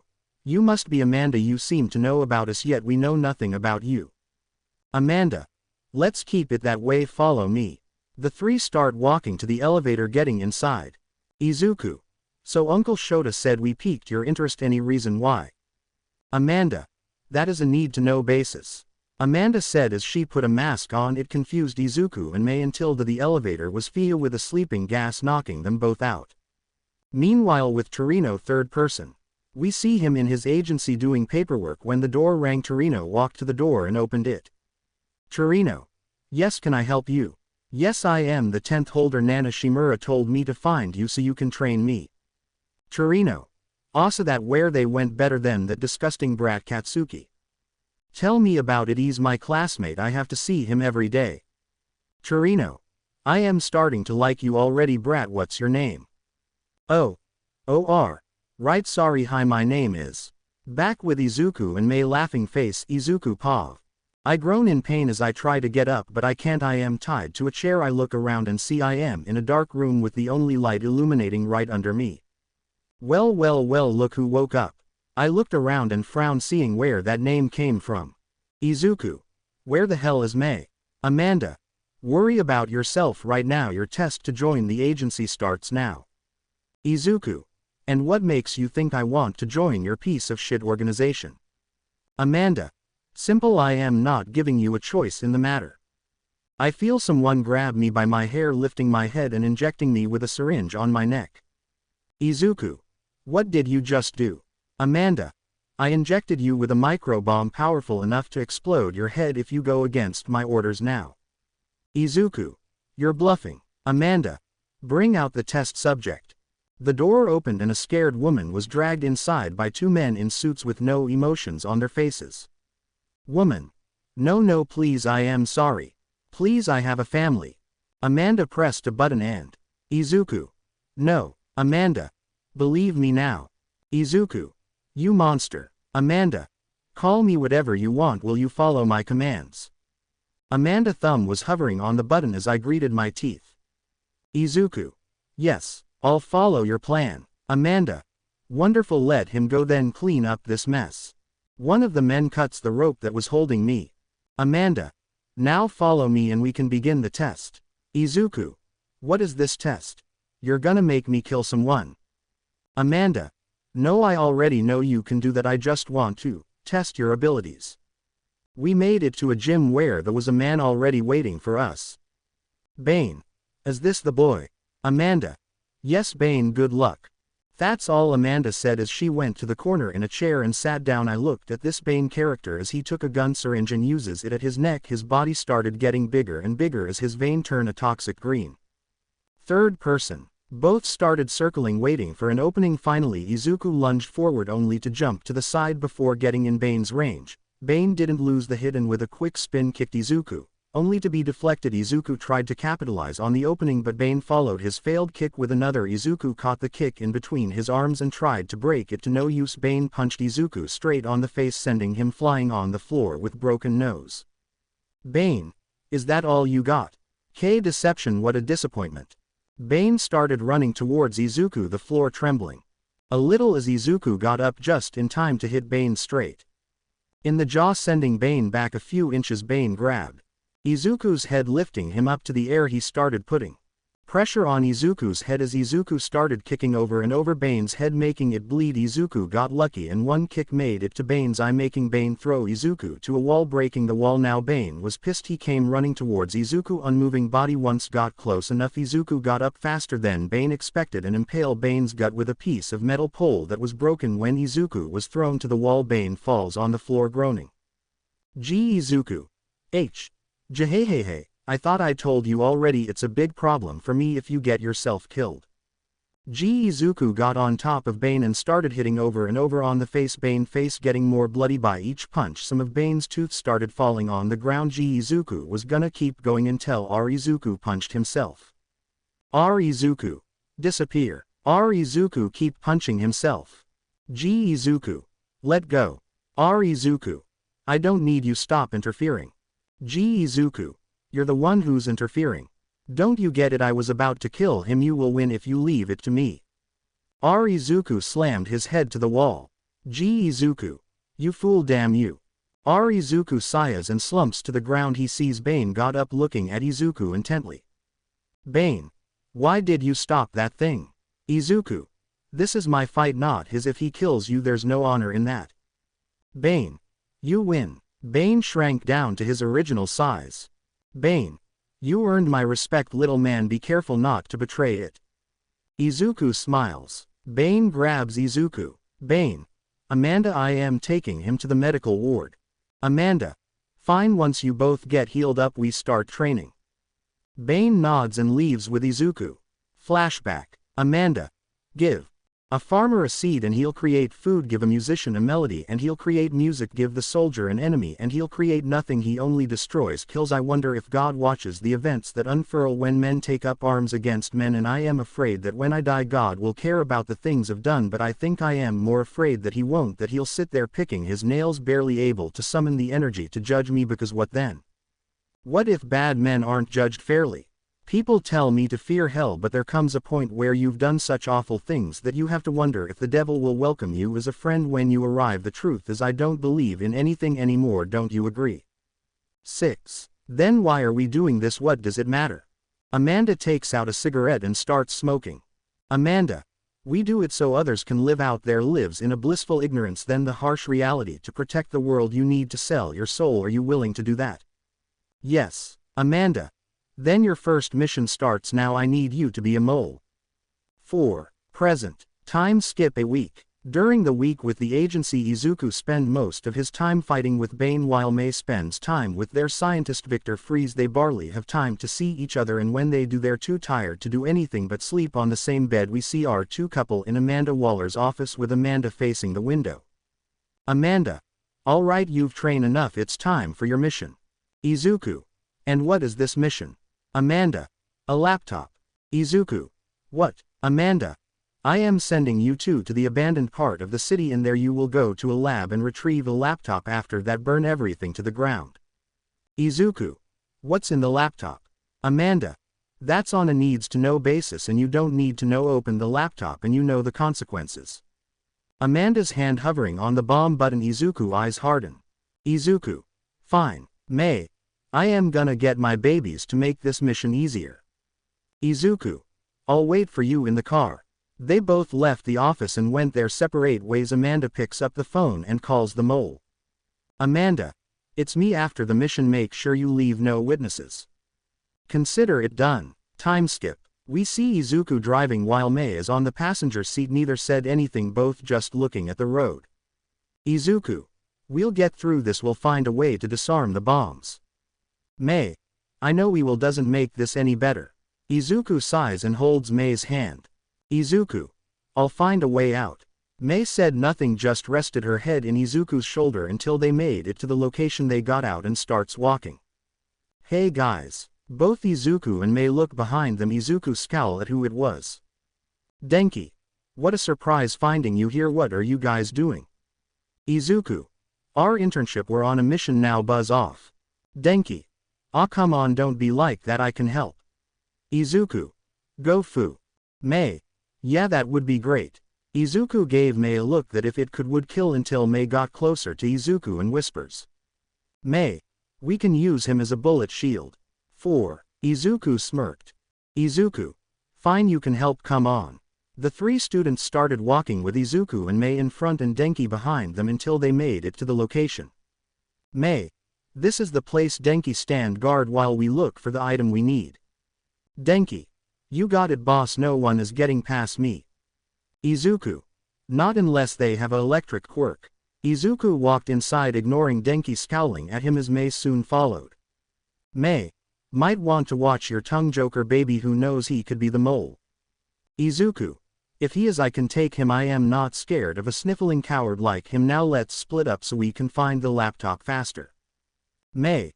Right. They went in different directions. Izuku went down the basement with a flashlight in hand. As he looked around, he found a metal door and two armed guards protecting the door. Unlucky for them, Izuku was faster to the draw and shot them both. Izuku then he opened the door and saw the laptop, but was surprised to find cages with dried up blood on the floor. Izuku got closer. Looking around, he found a file. He opened it and started reading. Izuku. Project Super Soldier. A liquid designed to be injected into the body, making the subject stronger, faster, more agile, and with an IQ higher than 200. Subject Pro Hero. Mr. Builder gave him super strength. The muscles grew at an accelerated rate, faster than expected. He ended up exploding. The host test fail.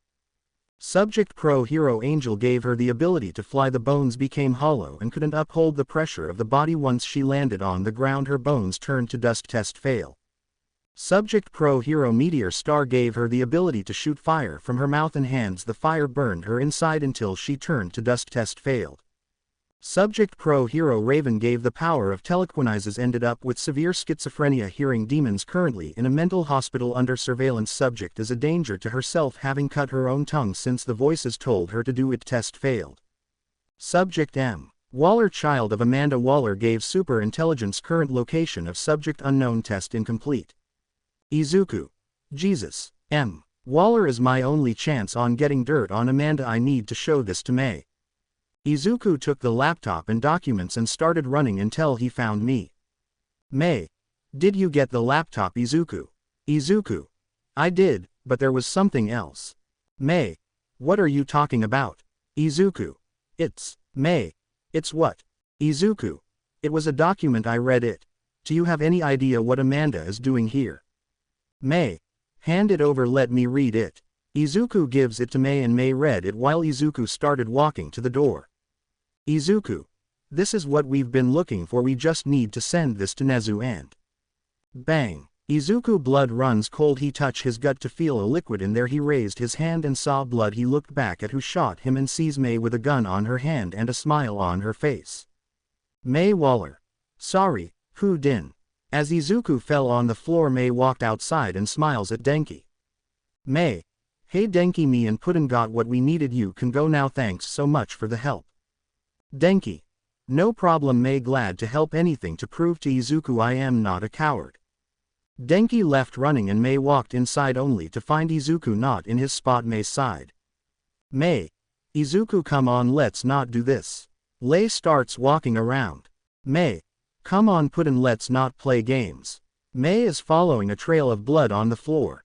As the trail of blood comes to an end, May sees Izuku trying to open the door. May simply shoots Izuku's legs, making him scream and fall on the floor. May. Found you. May grabbed him by the arm and dragged Izuku's body to its original spot. May. Well, that was pointless. Izuku. May. Why? May. Don't feel bad, Puddin, in just following orders. If it makes you feel any better, you didn't really matter in this plan, you were just the scapegoat. You see, it all started. Flashback. We see a woman in Italy walking home alone at night. When she makes it to her apartment, she saw the door still open. The woman got let her gun and slowly walked in to see Amanda drinking scotch. Looking out the window, the woman points the gun at Amanda. Amanda. It took a long time to find you, May. Shiosuka. I don't know who you are, but you have the wrong person. Now get out of my house. Amanda. Cut the act, I know it's you. Transform back. Shiosuka. Shiosuka transformed into May. May. You mean like this? May transformed again. May. Like this. May pins Amanda into the wall. May. You did this to me for that fucking super soldier serum. Amanda. I see, so this was your affect to the serum. May. That's it, that's all you have to say for transforming me into a freak. May was furious that her mother Amanda was so calm. May raised her hand and transformed it into claws. May. I am gonna enjoy killing you. You should have never made the mistake to find me. May started getting closer. Amanda. I have a cure for the serum. May stopped. May. You're bluffing. Amanda. I am your mother. May, I never bluff. May. Then give it to me. Amanda. Not yet, you do some work for me. In exchange I will give you the antidote. May screamed. AKD punched the wall right next to Amanda. May. And what's stopping me from just transforming into you and stealing it? Amanda. Oh, May. Clayface. My name is not May anymore, it's Clayface. Amanda. Fine, Clayface. You know me, you know I always have a backup plan. Clayface turned around only to be shot at right in the eye, making her scream in pain. Byung forced to transform back into May. Her once beautiful gem blue eyes now turned yellow. My Clay. What did you do to me? Amanda. Your only weakness are your eyes, so I injected bombs into them. You disobey my orders and it will explode inside you. Nanobots that will change your molecular level, making you a stone, unable to move. Now let me go. Clay growled but did as she was told. Amanda. Good girl, now your first mission is there's a huge shipment of the chemicals for the super serum in Mustafa. I want you to go and secure it. Don't touch the liquid, it's in the raw version, no telling what it could do, and you're too much of an asset to die off. Now let's go. Clay doesn't argue and leaves with her mother. Time skip to an abandoned building in Mustafa. Clay Pav. I see a kid running inside the abandoned building where the chemicals are. I walk inside and see him hitting. I hear others coming in and I hide as well. I see the kids trying to find him. Shoto. I found him, he's going up.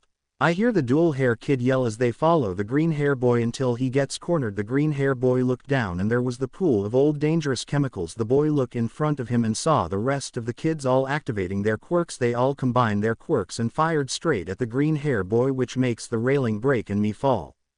Izuku. I hear the green hair girl yell. Before this, Izuku falls into the chemicals. The kids were shocked of what just happened. The green hair girl was screaming for Izuku to come up but he never did. The blonde boy grabbed her arm. Katsuki. Izumi, we gotta go. The blonde boy yelled. This Izumi tried to protest and fight back but she couldn't. Katsuki.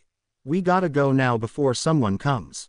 Blonde boy yells again as they all leave running. After a few minutes off them leaving this Izuku comes out. I transform myself into a security guard as I see Izuku fall to the ground coughing up that green liquid. He was completely naked since the chemicals burned must have burned off his clothes. I get closer thinking of a fake name.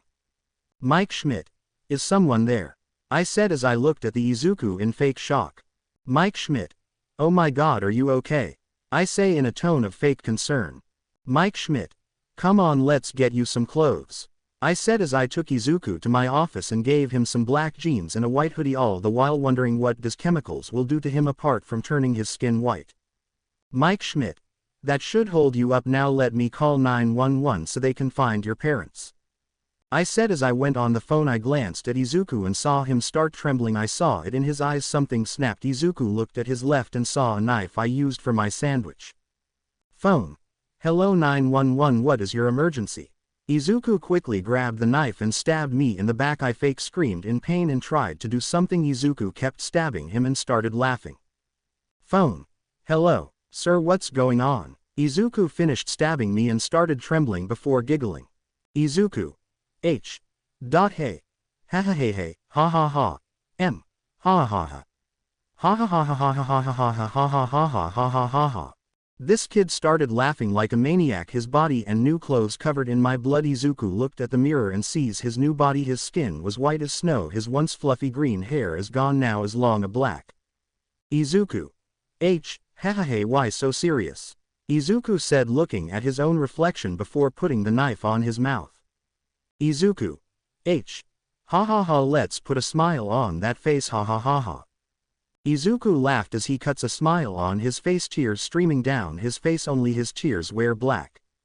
Izuku hears police sirens and runs away laughing all the way. Once he's gone I get up and walk out to find my mother in the moving truck. I transform back to my real form. Amanda. Report. May. A kid fell into the pool of chemicals and turned white. His green hair turned jet black. He stabbed me then carved a smile on his face. Amanda. Interesting, keep an eye out for him. I want to see what his powers will be. May. Yeah, no, I did your fucking mission. Give me the antidote. Amanda. Oh May. May. It's Clayface. Amanda. My Clay, there was never any cure that was a lie to let your guard down so I could inject you with the microbots. You work for me now, get used to it. I am livid. I try to attack Amanda, only my body freezes up. I can't move a muscle. Amanda. I told you honey this would happen if you try to attack me. Now I am gonna leave. When I am gone you're gonna get back to work and tail this kid. I want to know more about him. Time skip to chapter 5. I saw Izuku enter the former gem of the city, the Yaoyorozu Tower, the home base of Overhaul, one of Amanda's minor minions in her employment, and I followed him inside. As he goes to the basement I follow behind, sticking to the wall. Once he makes it to where they keep the people who will be test subject, I quickly slide inside one of the doors and transform into my May form. As the door opened we all go outside the room and see Izuku there. Izuku. H. Hiahaha, hello, you may call me Joker and I am here looking for a little girl. Have any of you seen this girl? Izuku said, showing the picture. I get mad seeing who it was but I raise my hand. May. I have Overhaul keeps her in the laboratory. I don't know what room that is. Sorry. I say in a fake shy voice. Izuku. H. Haha, not a problem, thank you for your help. Now leave, go to the nearby park and wait, their help will come in a few hours. I'll take care of things here. Izuku said. Everyone thanked him before leaving. Izuku went up and I followed, hiding in the shadows. Izuku went up level by level trying to find the laboratory. He was almost at the top when he finally found it. He opened the door and saw something. The Nomu laboratory, the place people who took the super soldier serum go if the serum reacts negatively to their body. Izuku. The fuck is this? Izuku said as he walked to the monitors and sees some documents. Izuku. Nomu. He opens the document and reads it. I am not worried since it only told him what they are now, not how they became that. He took the document and keeps looking. Eventually he finds a secret door. He tries to open it but it's locked. Izuku could find the key but he rather opens the door and sees a little girl trembling. I hate this brat. Amanda tested on her and is one of the few that the super soldier serum did not affect negatively while I got transformed into a freak. Izuku. Izuku said as he gets closer. Eri. Ple. Please don't hurt me. Eri said, trembling. Izuku got close enough and took out the wires on Eri's body, kissing her little horn. Izuku. I am not gonna hurt you, I promise. My name is Izuku. I've been looking for you for a long time. I am here to get you out of here. Izuku said. Eri with tears jumps on Izuku, hugging him hard. Eri. Please don't let him hurt me anymore. Eri said in a broken voice as Izuku hugged back. I rolled my eyes. Izuku. It's okay, I am here. I am gonna take care of you, I promise. Izuku said before lifting her and leaving that lab. Izuku got down a few levels before stopping. Izuku. I can't let this place stay like this. Izuku said before making it to the weapons room. They're taking a gun and pulled that under it said. Izuku. Hehehehaha, quirk canceling bullets, this is gonna be fun. Izuku said, laughing. He has the canceling bullets that could end UO being a problem. Izuku took the gun in one case with 24 bullets before taking all the C4 bombs and connecting them at every level. As he goes down, he makes it to the money room and fills 3 backpacks full of money before making it to the first floor, connecting the last bomb. Well, what have we here? Izuku looked and sees him. Izuku.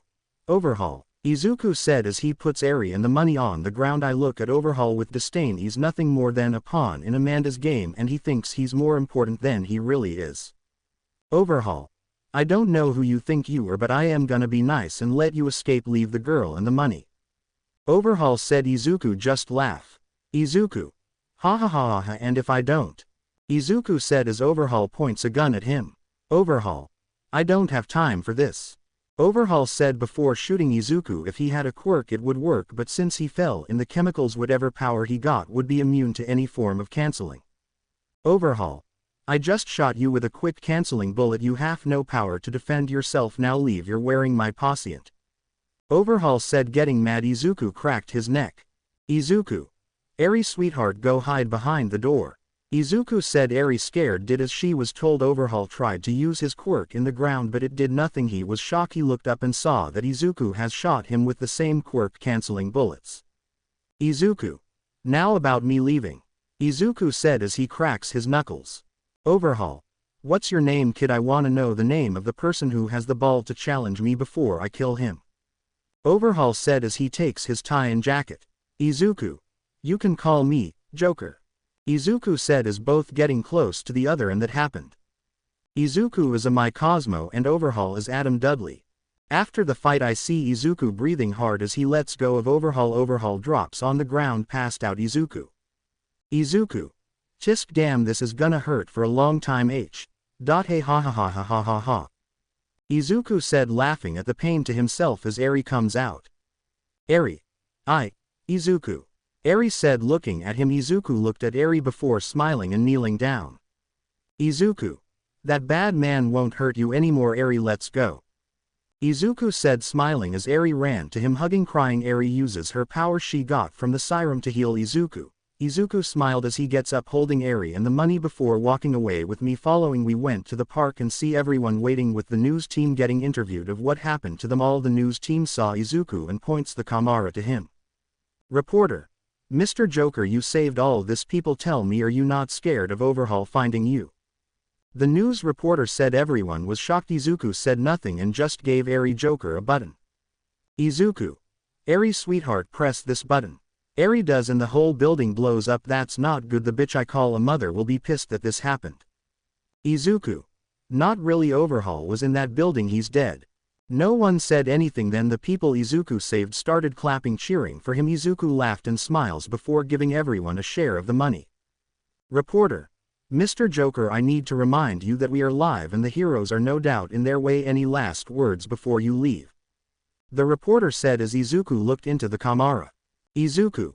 Look at this face. Well, I am the new vigilante Joker. Ha ha ha ha ha. Izuku said before he left. And I went to the agency once. There I sit down on Amanda's office. Amanda not even looking at me. Amanda. Report. May. You're not gonna like it. Amanda. Don't make me repeat myself. I sigh and tell her what happened. I could see the vein in her forehead. Not gonna lie, I enjoyed watching that. Amanda. I see. While that is a major setback, losing the girl, we'll get her back eventually. In the meantime, I get a new mission for you. May. What? Amanda turned around and looked at the window. Amanda. Give a farmer a seed and he'll create food, give a musician a melody and he'll create music, give the soldier an enemy and he'll create nothing, he only destroys, kills. I wonder if God watches the events that unfurl when men take up arms against men, and I am afraid that when I die God will care about the things I've done, but I think I am more afraid that he won't, that he'll sit there picking his nails, barely able to summon the energy to judge me, because what then? What if bad men aren't judged fairly? People tell me to fear hell, but there comes a point where you've done such awful things that you have to wonder if the devil will welcome you as a friend when you arrive. The truth is I don't believe in anything anymore, don't you agree? May. Then why are we doing this? What does it matter? Amanda takes out a cigarette and starts smoking. Amanda. We do it so others can live out their lives in a blissful ignorance, then the harsh reality to protect the world you need to sell your soul. Are you willing to do that? May. Yes. Amanda. Then your first mission starts now. I need you to be a mole, infiltrate Izuku's circle, get close to him, then kill him and take back Eri. She's much too valuable of an asset to let her get away. Present third person. Clayface. My Clay equals May. We see May transforming back into her real form. Izuku. You. Bitch, I won't let you get your hands on Eri. Clayface. Oh Izuku, you're saying that as if you're not gonna die. Clayface took the gun and pointed it to Izuku's face. Clayface. If it makes you feel better, I had so much fun with you, but all good things come to an end. Ciao, Joker. Just as May was about to pull the trigger, the wall breaks. May looked as she is kicked away from Izuku. May. Who the hell are you? The dust started to disperse. I am the 10th holder of One for All. I am Kyoka Jiro. Clayface. Then you're gonna die. Just then the roof is broken in the sky. A helicopter is waiting. Was a vine surrounds May. Abara. May, it's time to go. May is beginning to be lifted up. Kiyoka. You're not going anywhere. May.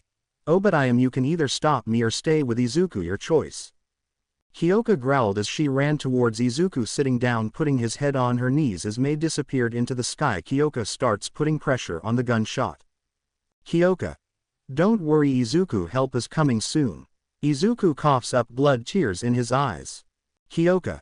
Kiyoka, sing me a song. Izuku's breath becomes shallow and weak. Kiyoka. Izuku, please don't talk, save your strength. Izuku. Please. Kiyoka with tears on her eyes. Kiyoka.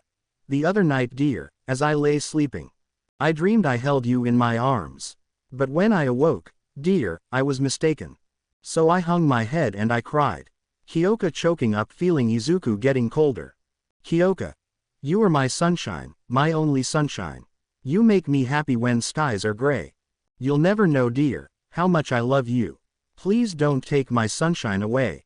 Kiyoka holds him harder, holding his hand which almost went limp. Kiyoka. I'll always love you and make you happy. If you will only say the same. But if you leave me and love another, you'll regret it all someday. Izuku weakly, with what little strength he has, cleans Kiyoka's face with his thumb. Kiyoka. You are my sunshine, my only sunshine. You make me happy when skies are gray. You'll never know, dear, how much I love you. Please don't take my sunshine away. Kiyoka not being able to sing anymore with the huge lump on her throat, Izuku starts singing, his voice no more than a whisper. Izuku. You told me once, dear, you really loved me. And no one else could come between. But not you've left me and love another. You have shattered all of my dreams. Kiyoka smiles weakly, tears still streaming from her face as they sing together. Izuku and Kiyoka. You are my sunshine, my only sunshine. You make me happy when skies are gray. You'll never know, dear, how much I love you. Please don't take my sunshine away. Kiyoka doesn't notice Izuku stopped singing. Kiyoka. In all my dreams, dear, you seem to leave me. When I awake my poor heart pains. So when you come back and make me happy, I'll forgive you, dear, I'll take all the blame.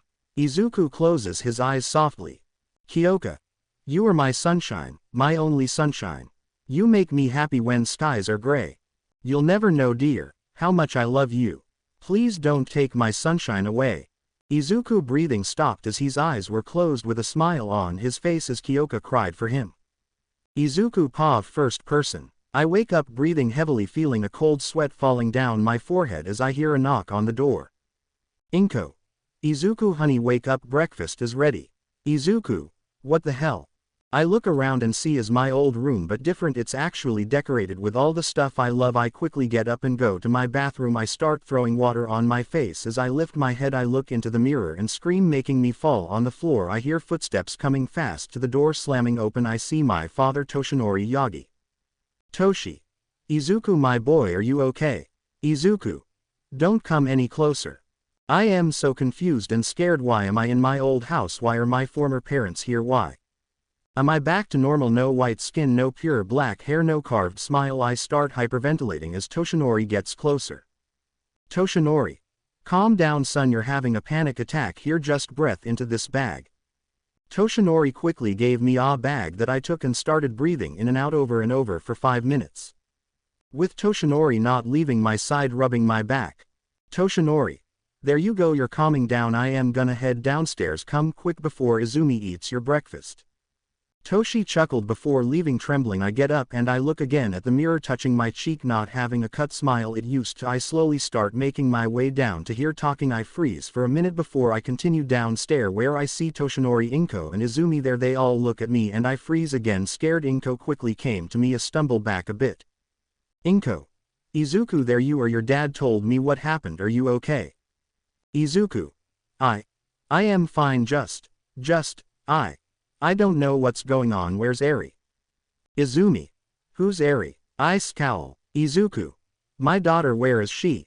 They all look genuinely confused. Inko takes out a tiny flashlight and points it at my eyes. Inko. Izuku, are you feeling okay? Is it those new medications you're on? I knew I should have kept you on the old ones, they made you feel way better. Izuku. What the hell is going on? Grandma gave me the pills, not you. Inko looked hurt at that. Inko. Izuku, what are you talking about? Your grandparents haven't visited in months. Does new meds must have you hallucinating? I am gonna take you to the doctor after breakfast so we can figure this out, okay? I don't know what to say. I just nod and sit down looking at my food, French toast. Izuku. How did you know this is my favorite breakfast? Inko. Izuku, I am your mother. What kind of mother would I be if I didn't know my baby boy's breakfast? Izumi puts her hand over mine, which I quickly pull away. I look at her and she had a worried face on her. Izumi. Izuku, are you feeling okay? You're scaring me a little. Izuku. I am fine. I think I just had a bad dream. I mumble as I start eating, tuning in and out of the others' conversation. Izumi. Can you believe the ending of Saint Elsewhere? What kind of ending was that, making it so the everything we watched was just a dream? Toshinori. I know what kind of writer would to that do his fans. Inko. Wait a minute, that show is on way past your bedtime. How do you know how it ended? I see Izumi start sweating. Izumi. Izuku and I may have stayed up to watch it, but mom, you have to understand it was the finale. Inko. I don't care, you're both grounded for the weekend. Izumi. Blah blah. Izuku. Could it all been just a dream? Did watching that show make me dream everything? The abuse, the neglect, Eri was my whole life just a dream? Inko. Izuku. I jump out of my seat and look up. Izuku. Why? Yes. Inko. I said give me your phone. You and Izumi are grounded for the weekend. That means no TV, no cell phone, no spending time with Shoto or Kiyoka for you two. Izumi. Mom, come on. I give my phone to Inko and look at her for a few seconds. Izuku. Mom, could you do me a favor? It's an odd favor. Inko. Of course honey, what's on your mind? Izuku. Could you tell me about my life? Everyone looks at me funny. I start giggling a little, nervous. Toshinori and Izumi look away, probably so I don't feel so nervous. Inko. Does pill must really do a number on you? Well, your name is Izuku Yagi. You are 15 years old, about to enter high school. You suffer from pseudobulbar affect, also known as PBA, which you're taking medication to deal with it. You're a wonderful son and pretty popular in your old school, and you have a girlfriend called Kiyoka Jiro who been your middle school sweetheart for years. Izuku. Kiyoka's my girlfriend. Could that explain why I saw her so much in the maybe dream? Why most of our date consisted of musical numbers? I am so confused. Izumi. Don't forget your first time when mom found out, man, my ribs still hurt from what happened. I saw Izumi chuckled while Inko made a face that could scare all for one. Izuku. What about my quirk? Inko. Izuku, what are you talking about? What's a quirk? Izuku. A quirk, they're superpowers like dad, you had super strength, mom, and Izumi had telekinesis s. Shoto had fire and ice. Izumi. Man, Izuku, that must have been one hell of a dream, but why call them quirks? I mean, why not just call them what they are? Superpower quirks just sounds stupid. Izuku. I don't know. Inko. I really need to get you to a doctor. These pills are not helping at all. Come on, Izuku. Toshinori, clean the dishes while we're out. Toshonori. Of course, dear. They all got up and went to do their own things. I see mom waiting for me in the doorway. I slowly get up and follow her to the car, looking around the neighborhood, hoping I could find one thing not right so I could know if this is a dream or reality. I get inside the car and me and mom drive off. I am looking at the window. We're driving so fast that the words on building look nothing more than a blur. We make it to the hospital. Inko. Don't worry, Izuku, it's just a quick visit to change your pills, then back home. I say nothing, just nod. I could see in the corner of my eye Inko had a worried look on her face. Time skip. Izuku back home. As I am resting in my room looking at my new pills, the door opens and in comes Kiyoka with a worried smile on her face. Izuku. Kiyoka. Your mom called, said you had a bad reaction to the pills, so I decided to come. Sensei, who better to cheer you up than your girlfriend? Chio said as she got closer and sat on my lap hugging my neck, but I just looked the other way. Kiyoka. Man, these pills really must have did something fierce on you. What's wrong? Izuku. I feel as if. I don't know, I just feel like I am someone else. It's crazy, but I just feel like none of this is real, like it's just a dream. Kiyoka said nothing. I feel her hand leave my neck and now are on my cheeks. She lifts my face and kisses me. Her lips are so soft I feel lightheaded, hearing a ringing on my ears. I kiss back just as she lets go of the kiss. Kiyoka. Did that feel like a dream? Izuku. No, they felt real. Kiyoka flicks my forehead. Izuku. Ow. Kiyoka. See, if this was a dream that should have woke you up, this is not a dream. Wake up, Izuku.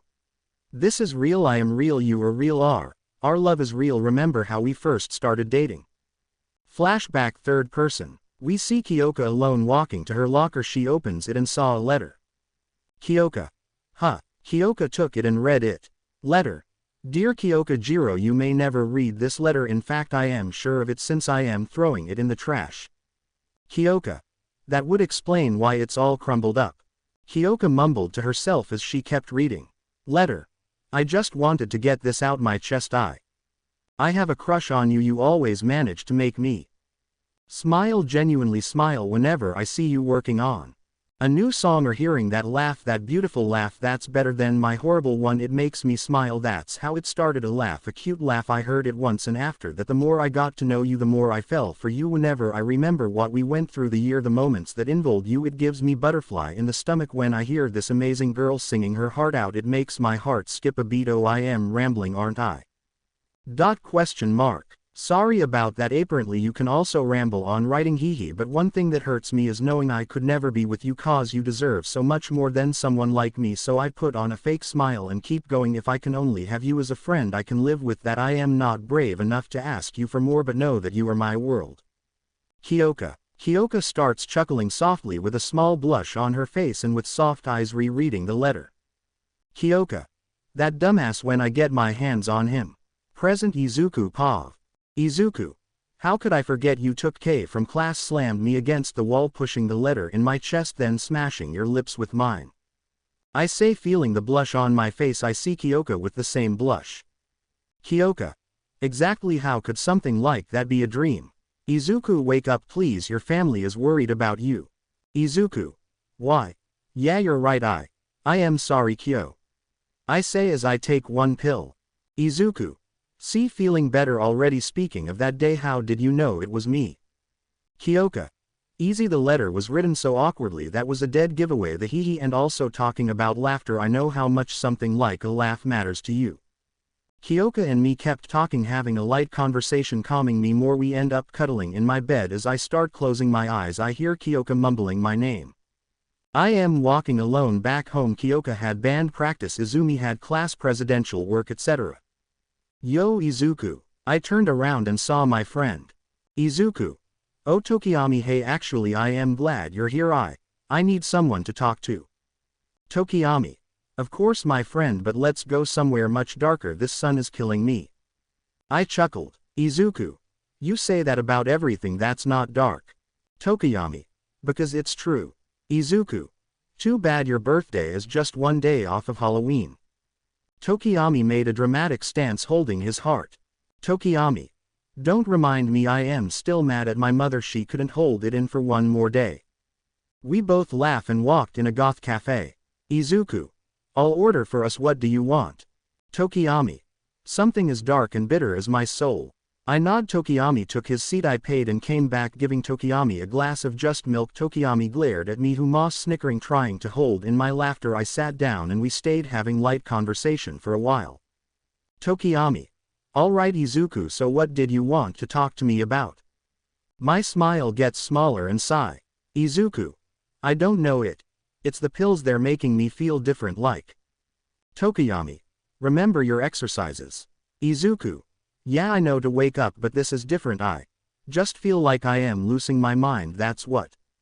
Tokiyami. Why not go to a psychiatric for this? Izuku.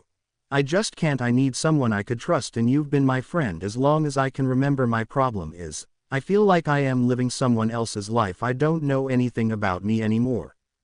Tokiyami. Even though I am not a psychiatric, your problem seems pretty obvious. You've lived the sort of life where everything has been handed to you, but you don't like you deserve it, so your mind made up a world where you don't have that, a world where you think you really belong. Izuku. I guess that makes but. Tokiyami. But nothing, Izuku. Once you start loving yourself and start accepting that you do deserve this, all of this, you'll be able to wake up and this illusions will vanish. Izuku. Since when did you become so smart? Tokiyami. Since I started dating Momo, she's forcing me to study every day. I laugh at that while feeling a little guilty that my dream I made Momo into a bitch. Izuku. Then all those years of pain and suffering. Tokiyami. A delusion. Izuku. Alright Mr. Smarty Pants, how do you explain the quirks or superpowers? Tokiyami. Easy, you see everyone else above you with some kind of superpower while you feel like you yourself have nothing. Izuku. I see, then. The nightmare is over, I guess. Tokiyami. Izuku, I say this as a friend, you need to wake up. Izuku. Yes. Yes, you're right, but how do I do that? Kiyoka. Well, I am no expert, but spending time with your girlfriend might help. I look behind me and see Kiyoka smiling at me. Izuku. Kyo, how you get here? Kiyoka. I have a teleportation quirk. Kiyoka said, smirking while Tokiyami rolled his eyes. Tokiyami. I texted her where we were while you were in line. Kiyoka. Aw man, why you got to ruin my fun? Izuku. Hee sorry babe. Kiyoka. Don't apologize for this idiot. Tokiyami. At least I am not a tomboy. Kiyoka. At least my birthday is on Halloween. Tokiyami slammed his head on the table, depressed, while Kiyoka laughed and I giggled at my girlfriend and friend's antics. Kiyoka grabs my hand and runs away with me. Izuku. Why are we running? Kiyoka.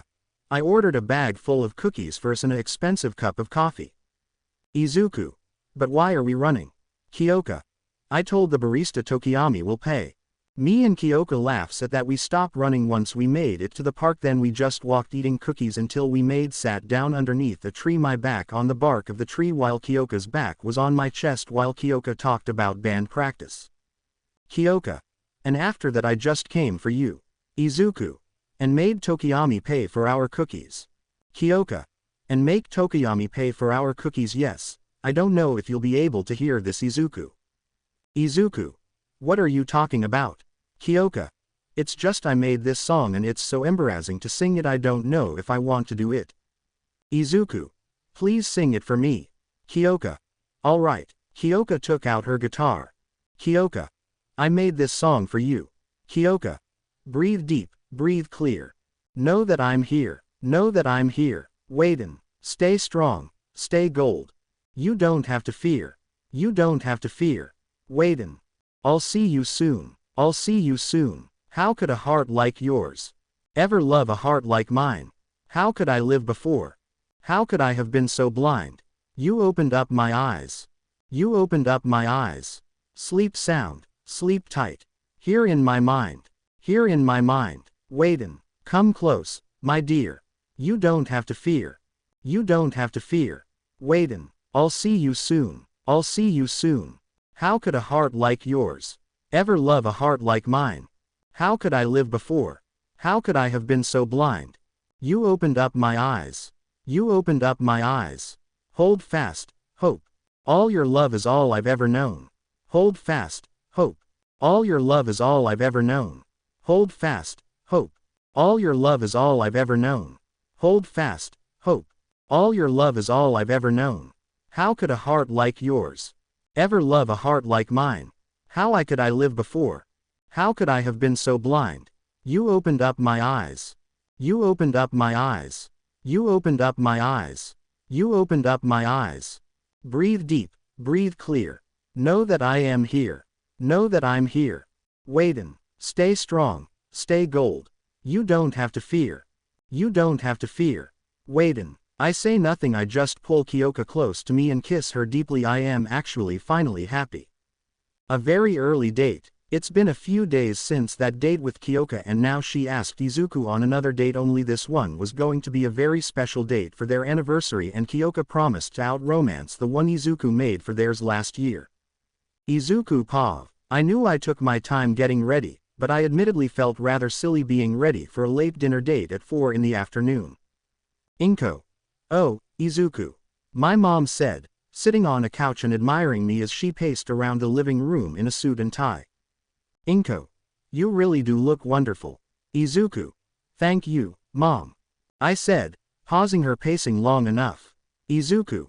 It is our anniversary after all, but I wonder why I have to dress up. Kiyoka, not the fancy type of girl. Inko frowned. Inko. Izuku. She scolded, and her frown deepened when Izumi snorted next to her. Izumi. What? He's not wrong. Izuku. I still don't understand why she needed me to be ready at 4. Inko. I am sure Kiyoka has something up her sleeve to make this the best night ever. Izuku. UHU, and do you know why this so-called best night ever is starting at 3 in the after? 3 knocks interrupted my sentence, and I turned around towards the front door. Toshinori. I do, Toshinori said with a smirk. Toshinori. That's why. Intrigued, I made my way towards the door, heart thundering in my chest. I stopped before it, and smiled as I opened the door to find Tokiyami, a grinning, well-dressed Tokiyami. Ignore Shadow, standing in front of a massive limousine. Tokiyami. Sup Izuku, he exclaimed, bowing his head. I am so confused. I am about to say something when Tokiyami. Now gather your bearings and let's hurry off before we're late. I nod. We say goodbye to our family before walking inside the limo. Izuku. Alright dude, what is Kiyoka planning? Why the limo? Why the hell am I in a monkey suit? Tokiyami. All will be revealed once you arrive, my friend. Izuku. And I gather you won't tell me what she's planning. Tokiyami laughed with gusto. Tokiyami. I should think not. I quite enjoy sleeping in my bed and in the sofa. Izuku. Boy Momo got you whipped. Tokiyami. Oh, like you're one to talk. The hours flew by as we spoke about our normal stuff, darkness, gore, etc. It went by so fast. In fact, I didn't realize 2 hours had passed until the limousine engine stopped. Tokiyami. Oh, we're here. I peered out the window. To my great surprise and confusion, they weren't in front of the any place fancy. In fact, they weren't even in rich neighborhood at all. The limousine hadn't even parked on a street. It had landed on a cobblestone road at the entrance of what seemed to be a forest. I just laugh. Izuku. All that just for the local forest. It's like half an hour away from my house. Tokiyami. Yeah, that was my idea. Think of it as payback for leaving me with the pill for Alda's cookies. He glared. I just laughed, nervous, as we got out and started walking forward, passing by a sign pointing the way towards Lone Isle National Park. 10 minutes later. Tokiyami. We're here. Tokiyami announced as I saw the entrance to the national park, its silver ornate gates protecting a beautiful garden still visible under the sunset. However, these gardens that were beautiful and beckoned him towards them, could not hope to compare with the beauty of my son Kyoka Jiro herself. There she stood, looking as radiant as ever, quite literally transformed. Her eyes were accentuated by a modest amount of makeup, not too much, not too little, just enough. Her lovely she was gorgeous. She was absolutely radiantly beautiful, and I was too mesmerized to realize my rather unseemly blush. Tokiyami. Close your mouth, dude. Tokiyami said, laughing when I immediately did so. He stepped towards Kiyoka and bowed down. Tokiyami. I brought him here as you said. Kiyoka smiled, and it was perfect. Kiyoka. Thank you, Tokiyami. Tokiyami. Happy anniversary, you too.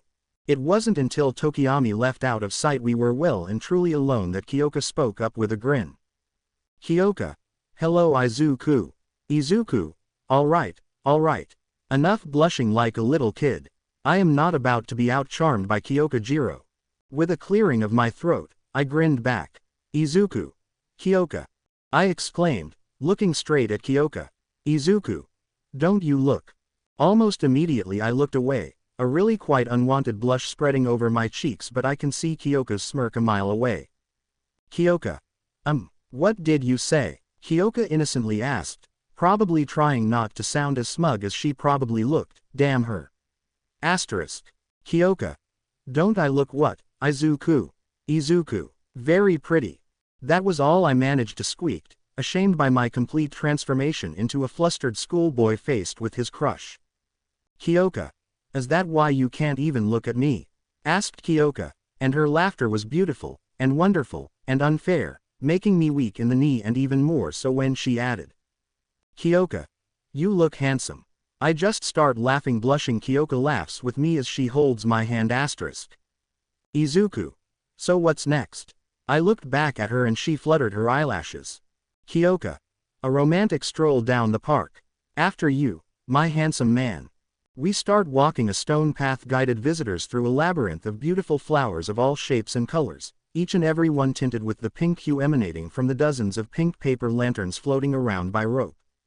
Silently admiring the garden, me and Kiyoka walked side by side, far enough they weren't actually touching, but close enough I found myself to close the distance between us.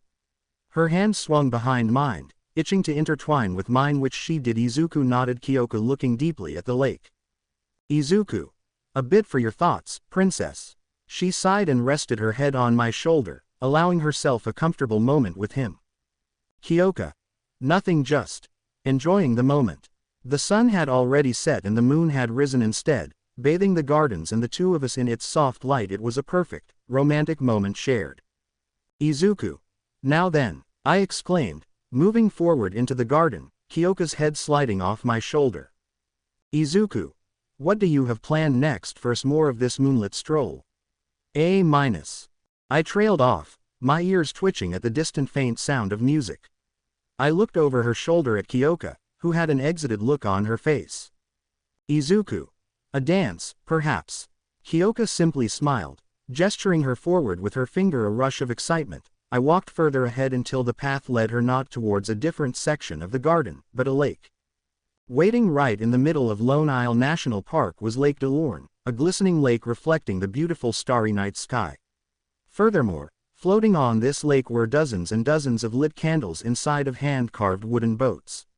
The lake, it seemed, had stars of its own. What was truly interesting about this lake, however, and in fact was the namesake for the park itself, was the islet right in the middle of it.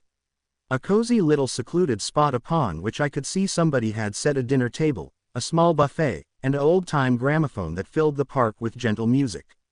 I was at a loss for words. It was right out of a fairy tale. Kiyoka. So, what do you think? Izuku. Kiyoka. This is. Kiyoka. Breathtaking. I chuckled. Izuku. You took the words right out of my mouth. Kiyoka took out a gun, pointed it to the sky, and a flare shot out, bursting into multicolored lights in the air. A minute later, a light appeared over the lake, belonging to what seemed to be a small, fast-approaching boat carrying two people in it.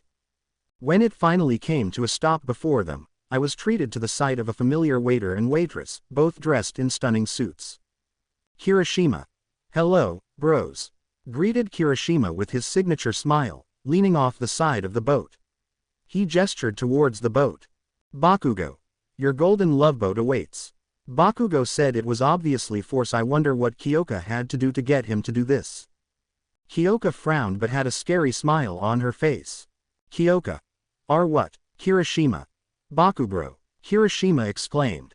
Kirishima. That's not what we practiced. Bakugo rolled his eyes as Kirishima cleared her throat and stepped up to them. Kirishima. Good evening, Izuku and Kiyoka. My name is Kurishiza Aber and I'll be your lovely waiter for tonight. Bakugo. And this is so fucking stupid, I am Bakugo Sernyor Bang Bang. Bakugo said, making us laugh and him blush with embarrassment. He sighed loudly. Bakugo. And I'll be whatever she needs me to be. Izuku. Kiyoka, I love you so much right now. Any other friends or family I should be expecting? Kiyoka. No, Kiyoka said, watching as Bakugo helped me up into the boat. Kiyoka. But you can thank Suyu for Sernyor Bang Bang. I snicker while Bakugo growled, muttering vengeance on Suyu. Once everybody was safe inside the boat, Bakugo rowed them away. When Kirishima and Bakugo started singing. Kirishima. In Napoli where love is king. When boy meets girl. Here's what they say. Bakugo. When the moon hits your eye like a big pizza pie. That's amore. When the world seems to shine like you've had too much wine. That's amore. Hiroshima. Bells will ring, ting-a-ling a-ling, ting-a-ling a-ling. And you'll sing, Vita Bella. Hearts will play tippy-tippy-tay, tippy-tippy-tay. Like a gay tarantella. Bakugo. When the stars make you drool just like a pasta e facile. That's amore. When you dance down the street with a cloud at your feet. You're in love. Kirishima. When you walk in a dream but you know you're not. Dreaming, signore. Scusa me, but you see, back in old Napoli. That's amore. Bakugo. When the moon hits you I like a big pizza pie. That's amore, that's amore. When the world seems to shine like you've had too much wine. That's amore, that's amore. Kirishima. Bells will ring, ting-a-ling a-ling, ting-a-ling a-ling. And you'll sing, Vita Bella, Vita Bella, Vita Bella. Hearts will play tippy-tippy-tay, tippy-tippy-tay. Like a gay tarantella. Lucky fella. Bakugo. When the stars make you drool just like a pasta e facile. That's amore. When you dance down the street with a cloud at your feet. You're in love. Both. When you walk in a dream but you know you're not. Dreaming, signore. Scusami, but you see, back in old Napoli. That's amore, amore. That's amore. The boat reached its destination. As soon as they disembarked, Kirishima ushered us towards the table, his excitement palpable. Bakugo, on the other hand, occupied himself with getting the food. 2 lavender linen chairs were placed at opposite sides of the candlelit dinner table, which me and Kiyoka promptly occupied. Moments later, Bakugo came over a few covered silver platters and placed them in the middle of the table. Bakugo. Your dinner, sir and madam. We all could see a vein on Bakugo's forehead wanting to pop. Kirishima. And your drinks. Kirishima said next, pouring drinks into their glasses. Asterisk. Kirishima. And your dessert is waiting at the buffet table for whenever you're ready. Bakugo. We'll let you be now, but Kiyoka can throw a flare if you need us to come back. Bakugo said, already on the boat, angrily taking off his tie. The spike hair duo board the boat and row off. Dinner went by rather quickly, the two of us chatting about nothing and everything. We enjoyed our meal.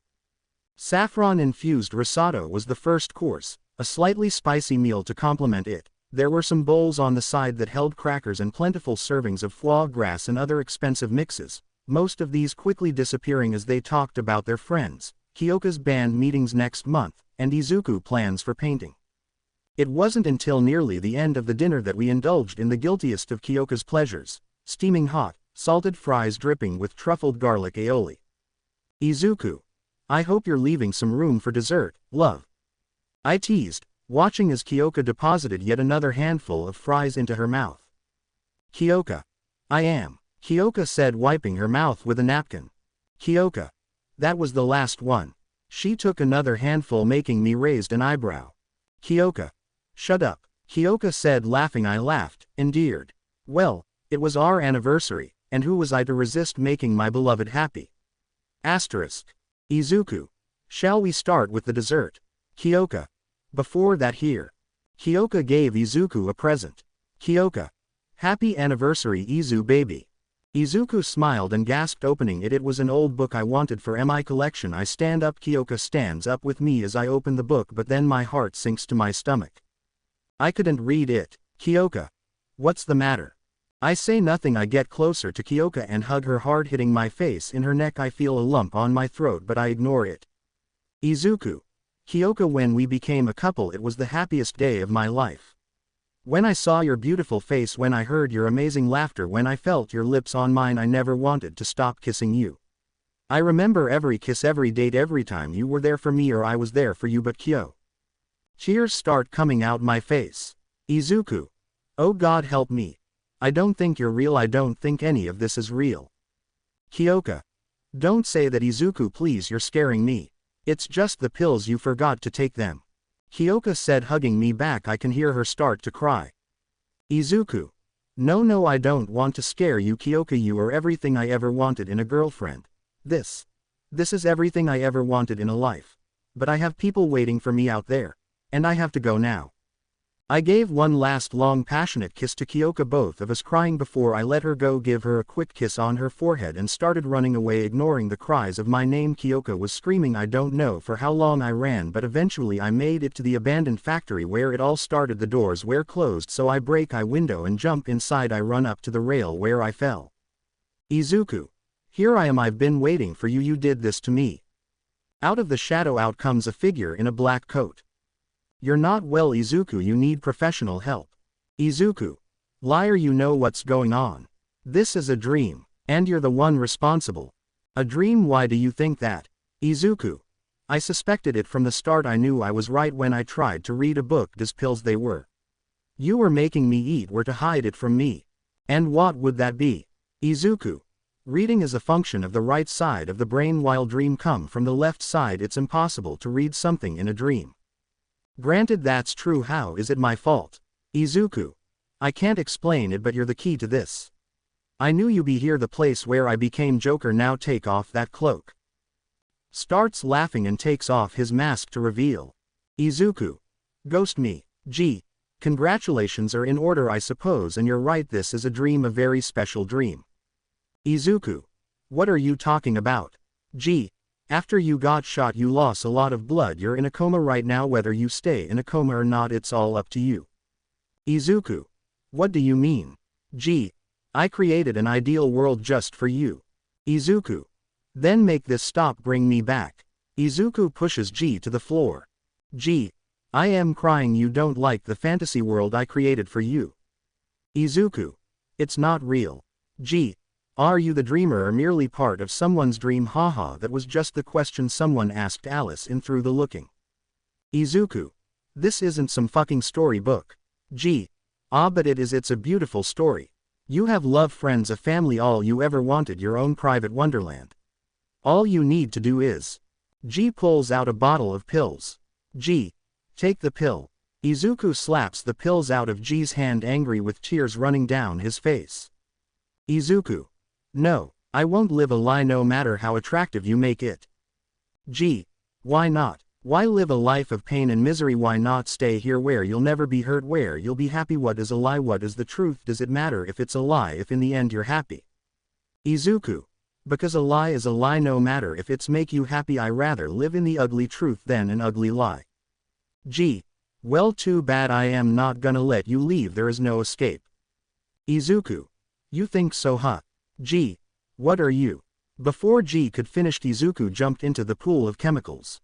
Outside, third person. We hear the peeping of the heart monitor, the soft snoring of a girl, and the grunt of Izuku, who was slowly opening his eyes. The girl hears the grunt shot, opens her eyes and sees Izuku looking at her. Kiyoka. MH. Izuku. Now in a hospital. Kiyoka. Pav. I always hated waiting, always has since I was a little girl. I absolutely hated waiting, but this is straight up torture. The ticking of the clock, every time it ticks I swear it goes slower and the tick sounds louder. As the red operating light is still on, I look at the doorway, still no sign of Izuku's family. I sigh. How long has it been? I jump a little as I look to my right and see Tokoyami sitting next to me and gives me a cup of coffee. I grab it and I sigh and look at the clock. Kiyoka. 5 hours, it's been 5 goddamn hours. Shouldn't we have heard something by now? Tokoyami. You were there. How much blood did he lose? Kiyoka. A lot, even more when I grabbed him and ran to the nearest hospital. I hug myself. Kiyoka. It's all my fault. If I just called an ambulance. Tokoyami. Izuku would have died by blood loss long before the hospital could have reached you guys, and you know it. Kiyoka. Still, I should have been faster. If I was just a little. Tokoyami flicks my forehead. Kiyoka. Ow, hey, what was that for? Tokoyami. So you shut up with all that self-blaming nonsense. You couldn't have possibly know he was in trouble. It was by mere miracle our internships was at the same place Izuku was at. If you weren't there, Izuku would be dead. So shut it before I make Dark Shadow shut you up. Let's just wait and keep drinking this disgusting barley. Even could be considered brown water hospital coffee. I chuckled at that and I drank it. It tasted just as bad as he said. Kiyoka. Shouldn't his family be here? Tokoyami. They'll be here as soon as they can. There was an emergency. Kiyoka. What kind of emergency could be more important than Izuku? Tokoyami. The hero killer Stain. Kiyoka. What about him? Tokoyami. You know I don't like to gossip. I sigh, looking depressed at that damn clock again. I hear Tokoyami sigh and mutter under his breath, troublesome. Tokoyami. So get this, Iida had the brilliant idea of going after the hero killer and almost died along with Shoto and Izumi. Kiyoka. No way. What's gonna happen to them? Tokoyami. Izumi and Shoto might get detention, and Iida, since it was his idea, he might just lose his spot in the hero course altogether. Kiyoka. Good, Iida is such a pain. Tokoyami. I know. Also, the league decided to attack with more Nomus, so they're busy dealing with that. They'll be here as soon as they can. I sigh. Kiyoka. I know you're right. I know they're busy, but it's just, arg. Mia. Tokoyami don't talk much more after that. We just stay quiet looking into space. I hear a ring on my phone. I look and it was Momo. Kiyoka. Tokoyami. Are you gonna answer it? Kiyoka. No. I hang up on her. Kiyoka. I'll deal with her as soon as I know Izuku is okay. I mean, he's gonna be okay, right? This is Izuku. The dork is a glutton for punishment. He'll be okay. He's gotta be okay. I say more to myself than to Tokoyami. I start thinking about Izuku. Tokoyami must have seen how worried I was. Tokoyami. Why don't you sing? Kiyoka. I am sorry. Tokoyami. Izuku said you have an angelic voice and that singing helps you relax. Kiyoka. Izuku talked about me. Tokoyami. A little, yeah. Whenever a song came up he would say you could sing it better. I feel my heart start to beat faster. Tokoyami. I'll even help out. Tokoyami took out a portable piano. I looked at him confused. Kiyoka. Where the hell did you get that thing? Where did you even keep it? Tokoyami. You want answers or you want to sing? Kiyoka. Just play the piano, bird boy. Tokoyami starts playing. I close my eyes and start thinking of Izuju. Carol and Tuesday is amazing. Kiyoka. It's a little cold in paradise tonight. Love faded. I'm finding new forms. I write it out. It's fine for now. Then you come along and I cry. Liberated. I'm seeing clearly now. There's no turning back. And I'm overwhelmed. Do you really want to set the night on fire? You're my only way out. Do you really want to turn your life around again? You know you're my last chance. I start having flashbacks of the times me and Izuku spend together. Kiyoka. Can you feel my tears? They won't dry. Can you feel my teardrops of the loneliest girl? The loneliest girl. Can you only love with broken heart? In the cold rain. I'm giving it a try. I let it fly. You can count me in. So when the night falls I'll be on your side. These eyes don't lie. 'Cause my defeated heart's got nothing to hide. It's my only vice. I start crying, guilt of what I did finally catching up to me. Kiyoka. Can you feel my tears? They won't dry. Can you feel my tears? They won't dry. Can you feel my Can you feel my tears? They won't dry. Can you feel my teardrops of the loneliest girl?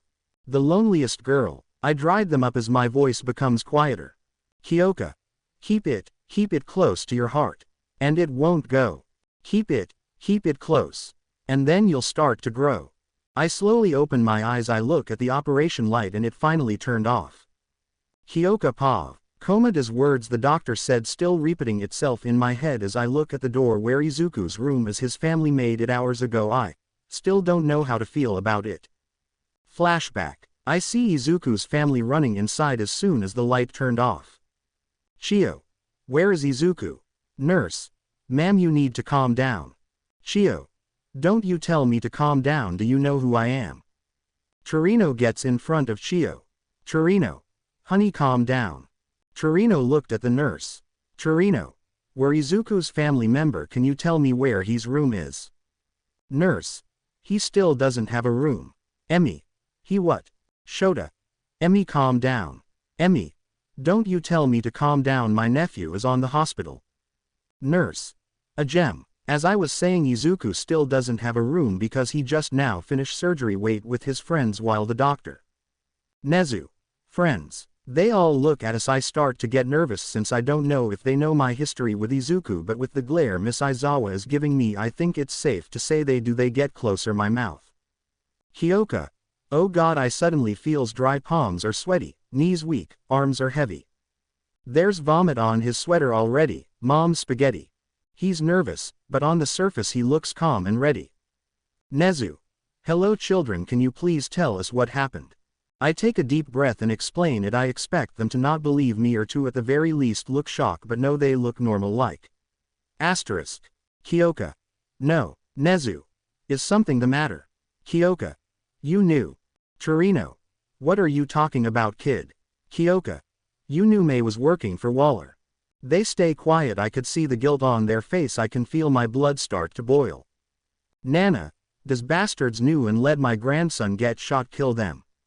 Nezu. You are quite the smart person, Mr. Oh yes, we were aware of May's position as a mole for Amanda. Tokiyami.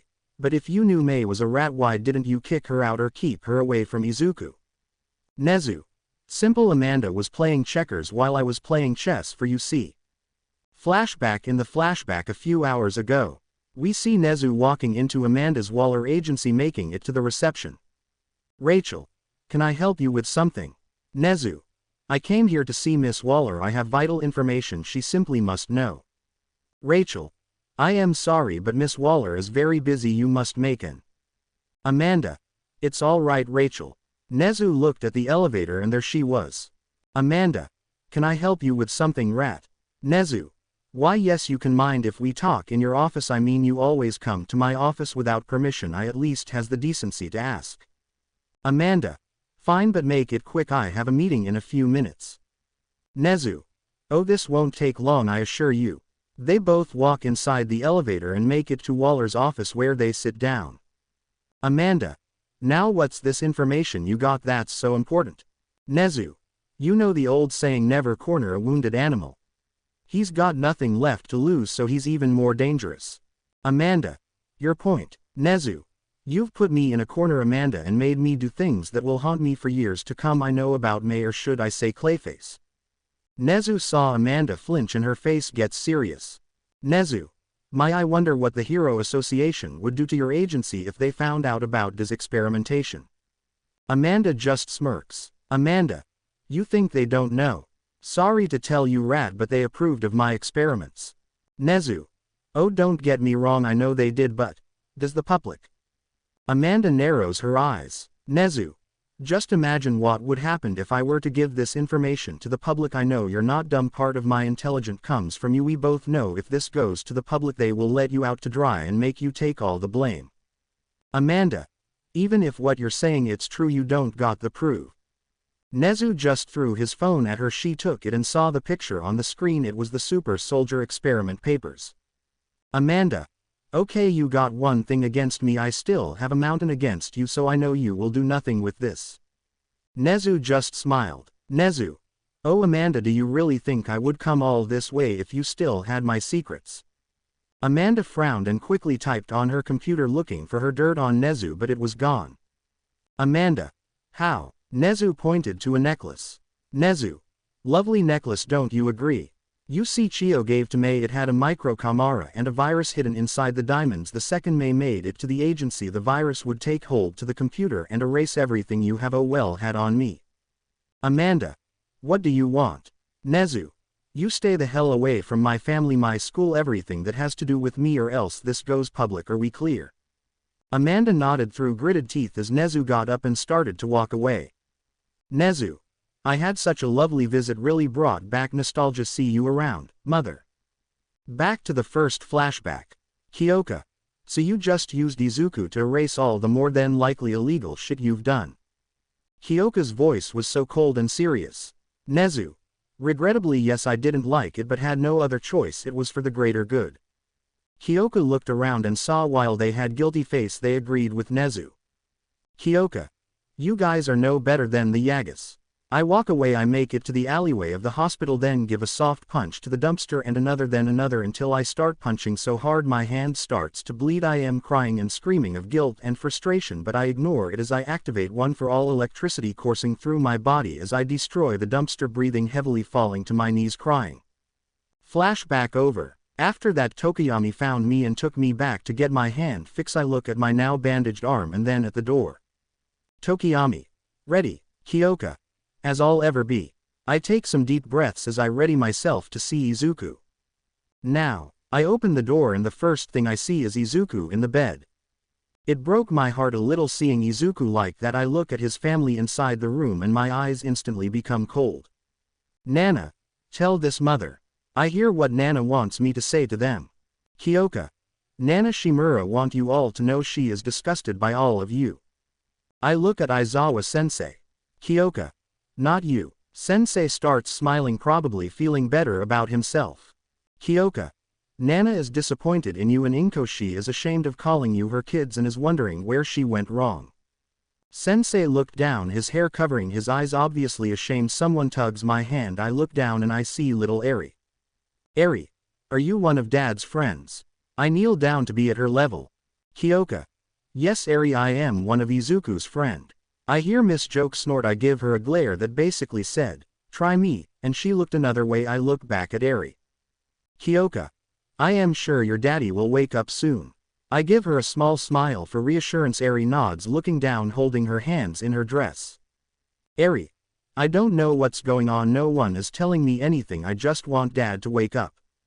Eri starts to sniffle and I hug her softly, rubbing her back. Kiyoka. Everything will be okay, Eri. I say softly to her. Eri cries softly into my chest as I think of a way to make her feel better. Kiyoka. Hey Eri, do you like music? Eri. Why? Yes, I like music. Eri said in a hiccup voice you get when you've been crying.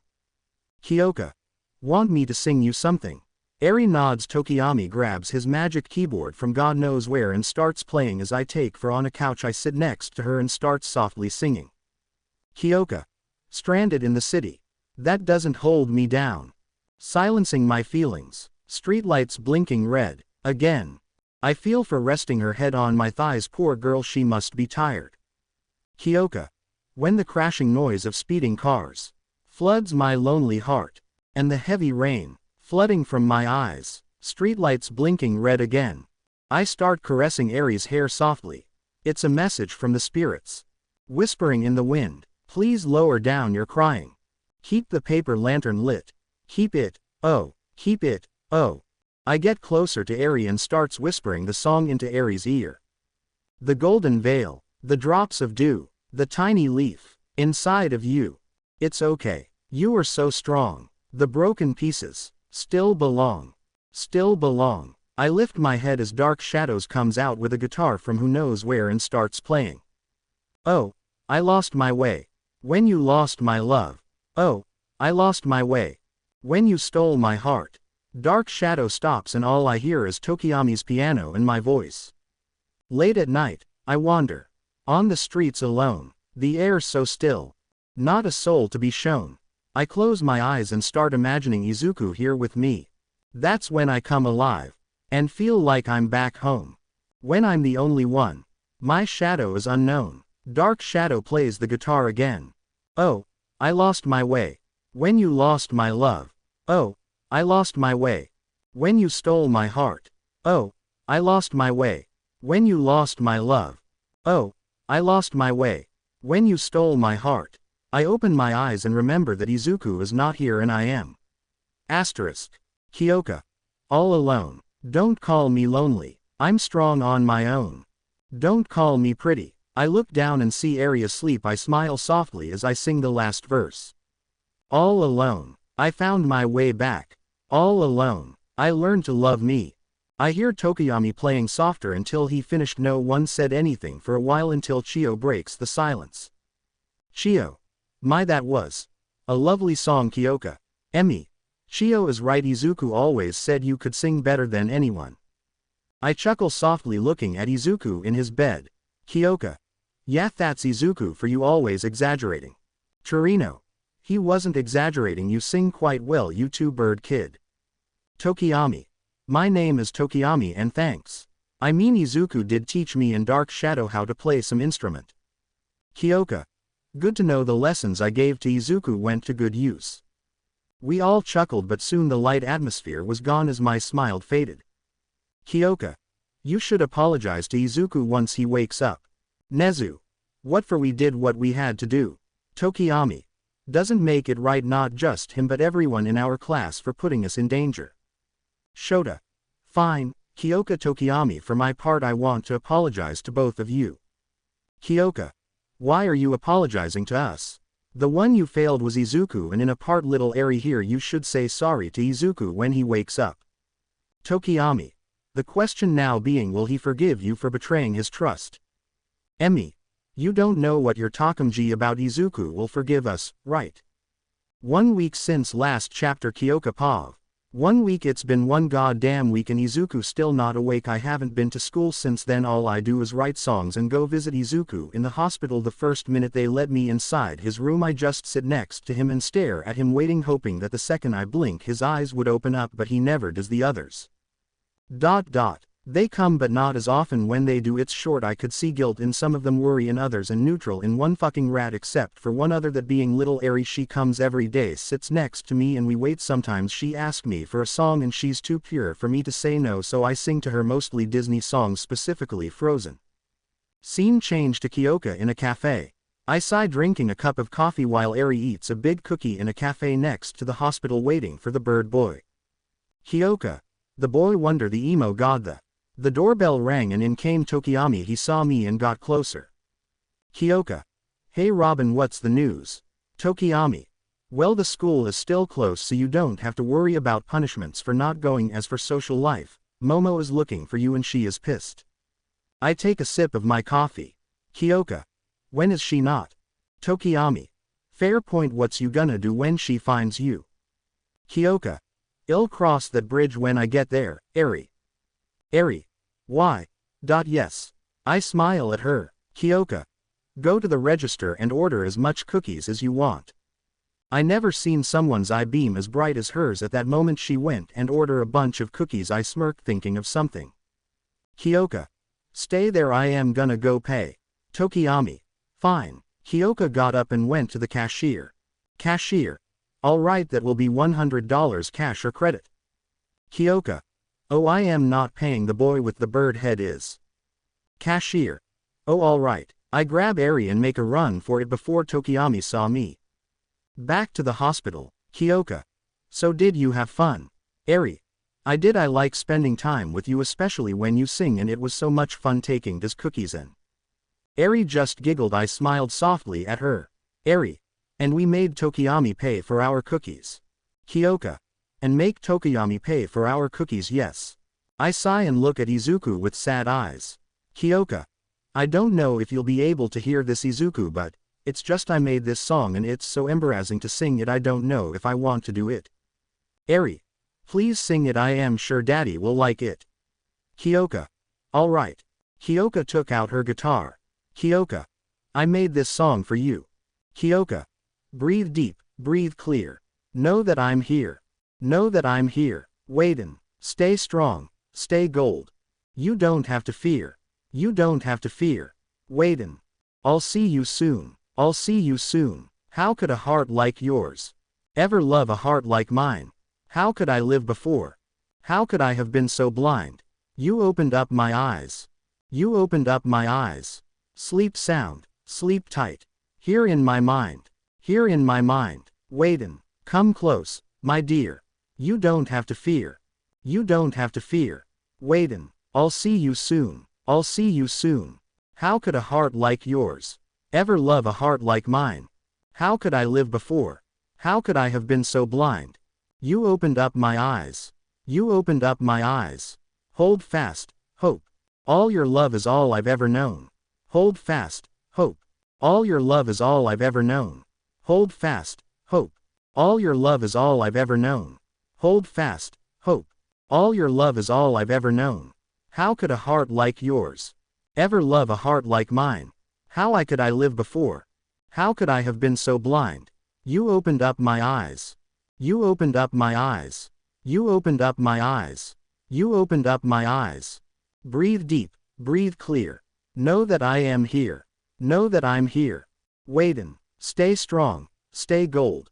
You don't have to fear. You don't have to fear. Waitin'. I lean down and give him a soft kiss on the lips. I let go, rubbing my thumb on his right cheek, smiling softly. After a while Chio and Torino came.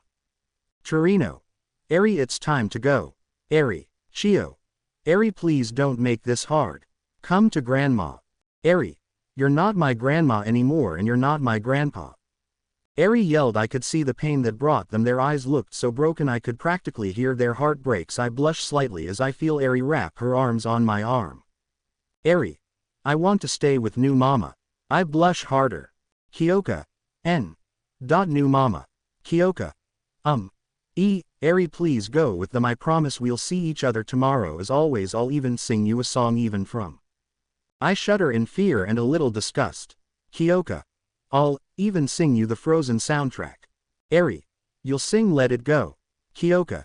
Yes, Eri. And in summer. Kiyoka. Yes, Eri. You promise. Kiyoka. Cross my heart, hope to fly, stick a cupcake in my eye. Eri. Okay, I'll go. Bye bye mom, bye bye dad, please wake up soon. Eri said, kissing both our cheeks before running to the car, making me blush embarrassed and have a small smile on my face as I look at the clock. Kiyoka. Still a few hours before I have to go. I'll just take a quick nap. Kiyoka said, closing her eyes, taking a nap on Izuku's chest. We hear the peeping of the heart monitor, the soft snoring of a girl, and the grunt of Izuku, who was slowly opening his eyes. The girl hears the grunt shot, opens her eyes and sees Izuku looking at her. Kiyoka. Izuku. A week after last chapter. It's been a week since everyone figured out Mei was an agent of the agency to spy on Nezu and plant fake evidence on Izuku. Everyone was a little taken aback, but no one was worse than Izuku, not just because of Mei but because of what his family did to him. He doesn't talk, he barely eats, only Eri can make him smile. All he does is go to the school gym and then to bed. His loved ones were starting to get worried, so much so that Nezu banned Izuku from the gym, thinking it would help, but now Izuku trains in the forest, punching trees until his hands bleed and he passes out. People try to stop him but Izuku just ignores them. No one was more worried than Kiyoka. Speaking of her, let's see what she's doing. We see Kiyoka with the girls at the mall getting new clothes, then out of nowhere they start talking about Mei. Suyu. Still can't believe that Mei was an agent all this time. Uraraka. I know, poor Izuku, have you seen him? He is a wreck. Momo. If you ask me, it makes so much sense. Mina. What do you mean? Momo. Come on, you really thought someone could actually love that quirkless freak? Kiyoka. What did you just call him? Momo. What? It's true, he is nothing more than a pathetic, worthless quirk. Slap. Everyone was shocked and frozen. Kiyoka just slapped Momo to the ground. Kiyoka. Don't you ever, and I mean ever, insult Izuku again or I swear I will make you blind and deaf. Kiyoka left, stomping her feet, pissed off, started running back to Ua with tears on her face. Time skip. Kiyoka made it back to the dorms, determined to sew something long overdue. Kiyoka. Shinso, where is Izuku? Shinso. Sighed, he is in the woods again. I tried to stop. Kiyoka left. Shinso. Rude. In the woods, not my artist in the corner. We see Izuku punching a tree. His hands are bleeding when Kyoka finds him. Kyoka. Izuku, stop. Izuku keeps hitting the tree. Kyoka. I said stop. Ignores and continued, his hands bleeding. Kyoka. God damn it, Izuku, stop it. Kyoka hugs him, making Izuku stop, his emotions catching up to him. Izuku. Why? Every time I let someone in they betray me, god damn it, just why? Hits the tree one last time before stopping, he whole body trembling, his hands in pain as his hair covers his face. Izuku. It's not fair. Izuku, for the first time since his skin turned white, started, everything he ever sealed up inside broke, letting it all out. Izuku. Why do I have to deal with all this shit? I was born with PBA, my parents neglected me, my sister and her friends bullied and abused me, I was dropped in a pool of chemicals that made my skin white, May betrayed me and tried to frame me, the people who I thought was my family also betrayed me, keeping me in the motherfucking dark, and they think just saying sorry will magically fix things. Exclamation mark. But the worst of all, the thing that hurts me the most even to this day, it's you, Kyoka. You tricked, you made me believe someone actually loved me, someone actually gave two shits about me. You were the nail that broke the camel's back. Voice broken, they limb to the ground. Kyoka.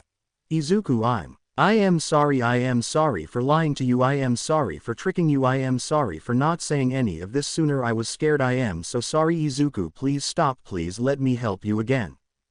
They stayed quiet, hugging each other. Then Kyoka remembered a song that Izuku sang for her once. She started whistling. Izuku recognized it immediately. Izuku. Kyoka, no. Kyoka. I'll swim and sail on savage seas. Izuku. Kyoka, really no. Kyoka. Shish, I am singing. With never a fear of drowning.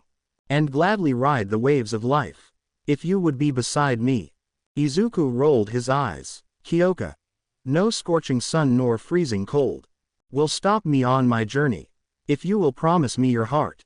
And love. Kyoka, forgetting the words. Izuku chuckled at that. Izuku. And love me for eternity. Kyoka looked at Izuku, smiling softly as they got up and started dancing. Izuku. My dearest one, my darling dear. Your mighty words astound me. But I've no need for mighty deeds. When I feel your arms around me. Kyoka and Izuku start laughing. Kyoka. But I would bring you rings of gold. I'd even sing you poetry. Izuku. Oh, would you? Kyoka. And I would keep you from all harm. If you would stay beside me. Izuku. I have no use for rings of gold. I care not for your poetry. I only want your hand to hold. Kyoka.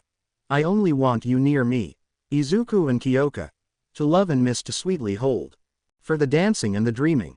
Through all life's sorrows and delights. I'll keep your laugh inside me. I'll swim and sail a savage seas. With never fear of drowning, I'd gladly ride the waves so white. If you will stand by me. They stopped looking at each other when they heard Momo's voice calling for Kyoka. They separated, by Izuku lingered, holding her hand for a while longer. Kyoka. I should probably go do them. Izuku. Hey, why? Yeah, you should. Kyoka. Are you gonna be okay? Kyoka was worried. Izuku sighed. Izuku. I will be. I'll meet you back at class. I am gonna stay here a while longer. And Kyoka. Thanks. Kyoka nods, giving Izuku one and hug, smiling, and leaves, giving Izuku one more glance as she left. Time skip. Yeah, I am giving you the locations to the new camping place now. Don't worry, this time nothing can go wrong. Shigaraki. It better not. I got a new objective for you. Then spit it out. Shigaraki. Kill Izuku. He is a threat to our plans, so kill off Izuku, but first kill off whoever he loves first so that he suffers. Consider it done. It was THW day of the training camp. Everyone from 1A had gotten to school earlier than normal since they were exited. The only one who made it at the last minute was Izuku. He didn't give an excuse, he just got on the bus, ignored Aizawa's attempt to try and have a conversation with him, and sat next to Kyoka, who smiled at him. Izuku smiled back. Kyoka. So how you've been? It's been like a month since I found you on the forest. Izuku. Well, my hand healed up. Recovery girl tried to give me a lecture, but I just walked away after that. Me and Tokiyami just hanged out for a while since we has similar interest. Kyoka. You mean both being edgelords? Izuku. Oh haha, but yes. Kyoka. How's the family? Izuku. Still wanting forgiveness, but I am nowhere near ready to forgive any of them, maybe in the future, but right now just no. Kiyoka. Good, they don't deserve instant forgiveness. Speaking of family, my mom just loved little Eri. She was over the moon when I asked her to babysit Eri while we're on camp. Izuku. Can't blame her, Eri, a little ray of sunshine. Kiyoka. Hey, tell me about it. Kiyoka blushed slightly, remembering all the times Eri called her mom. Izuku. How about you and the bitch with implants? Kiyoka. Well, Momo's been ignoring me, which is good, but glaring at me, which is bad. I know she's gonna try something. Izuku. Want me to make her beautiful? Kiyoka. No. Yeah, no. Izuku. Ah, but you considered it. Kiyoka. Not gonna say I am not interested. They both chuckled as Kiyoka rested her head on Izuku's shoulder. They didn't talk much more, just enjoyed the few moments of peace they got. Little did they know this trip will rip that peace apart. After a few hours they pulled up to the side of the road. Aizawa told them to stretch. They all got out and saw a car approaching them. It pulled up next to the bus. The car opened and out came 2 of the 4 members of the Wild Pussycats. Mandalay. Hey Eraser, it's been far too long. Aizawa. Not long enough. Mandalay. So cold as always. Pixie. Lock on with these sparkling gazes. Mandalay. Stingingly cute and cat-like. Pixie. We are the Wild Pussycats. Izuku. Who are a ripoff of Josie and the Pussycats. Pixie. Hey, we're way better than them. Izuku. Whatever you have to tell yourself, rip off. Pixie growls at him. Mandalay. Anyway, we own this entire stretch of land and over there is where you're staying. She pointed to the foot of the mountain a couple of miles away, confusing the students. Izumi. Then why did we stop here? Everyone thinking the same thing as the teacher and Pro Hero had an evil smirk on their faces. Izuku. They're gonna make us walk all the way there. Kirishima. What, there's no way, right? Pixie. Of course not, you're not walking from here. Iida. Good, all right, everyone back on the bus. Mandalay. It's currently 9 a.m. right now. If you hurry you'll get there by noon. Iida. You heard the Pro Hero, everyone on the bus. Pixie Bob used her quirk before they could get on the bus, sending the class flying over the cliff, people screaming. Izuku grabbed hold of Kiyoka by her waist with one hand, making her blush, then took out his cane, making it into a whip. Ignore the gun, and whipped it at a branch in the tree, stopping then from crash landing like the rest. Kiyoka. Thanks, smiles. Izuku. No problem, hummingbird. The let go of the tree, and apart from the groans the heard the Pro Heroes with a speaker. Aizawa. Anybody who doesn't make it there by 12:30 won't get any lunch. Pixie. So sorry, no I'm not, but your training camp starts now, get a move on, maggots. Mandalay. Since this is private land, quirks are permitted. You have 3 hours and watch out for the beasts in the forest. Pixie Bob took real time and care creating such masterpieces. The Pro Heroes laughed as they walked away. Izuku started walking while Kiyoka wasn't far behind him. Izumi. Guys, wait up, we need to stick together. Izuku said nothing, just put his finger in the sky and flipped her off. Izumi scoffed, glaring at Izuku as he kept walking. Tokiyami started following him. He stopped a few feet apart from Izumi, turned around, they were face to face. Tokiyami. Dark Shadow. Dark Shadow comes out and does this. Izumi. Why you? With Izuku. Out of nowhere 3 golem appeared ready to attack. Izuku used the whip and sliced their faces right off on 2 of them, while Kiyoka used one for all to enhance her voice and screamed at the golem, turning it to dust. Tokiyami. So any idea where we're going? Izuku. Away from them. Kiyoka. Izuku, I know you hate them, but we might need them to make it. Izuku. Not really, thanks to this. Izuku took out from his pocket a familiar looking item. Kiyoka. What is that? Izuku. Mei's teleportation device. Kiyoka. You're kept the things she built. Izuku. I hate her, but I am not an idiot. The things she built are extremely useful. Izuku clicked the device and a portal opened. The 3 students went through it and made it to the foot of the mountain where they'll be staying before even the Pro Heroes. Tokiyami. Nice. Izuku. Work smarter, not harder. Kiyoka. Can't wait to see the Pro Heroes' face when they see us here. The 3 of them laughed and sat down waiting for them. The door behind them opened and out came a kid. Kutra. Joker. Izuku looked behind him and saw the kid smiling. Izuku. Hey kid, how you been? Kutra jumped at Izuku and hugged him exited. Kiyoka. I think we're missing something here. Izuku. It's a long story. Tokiyami. We got time. Izuku.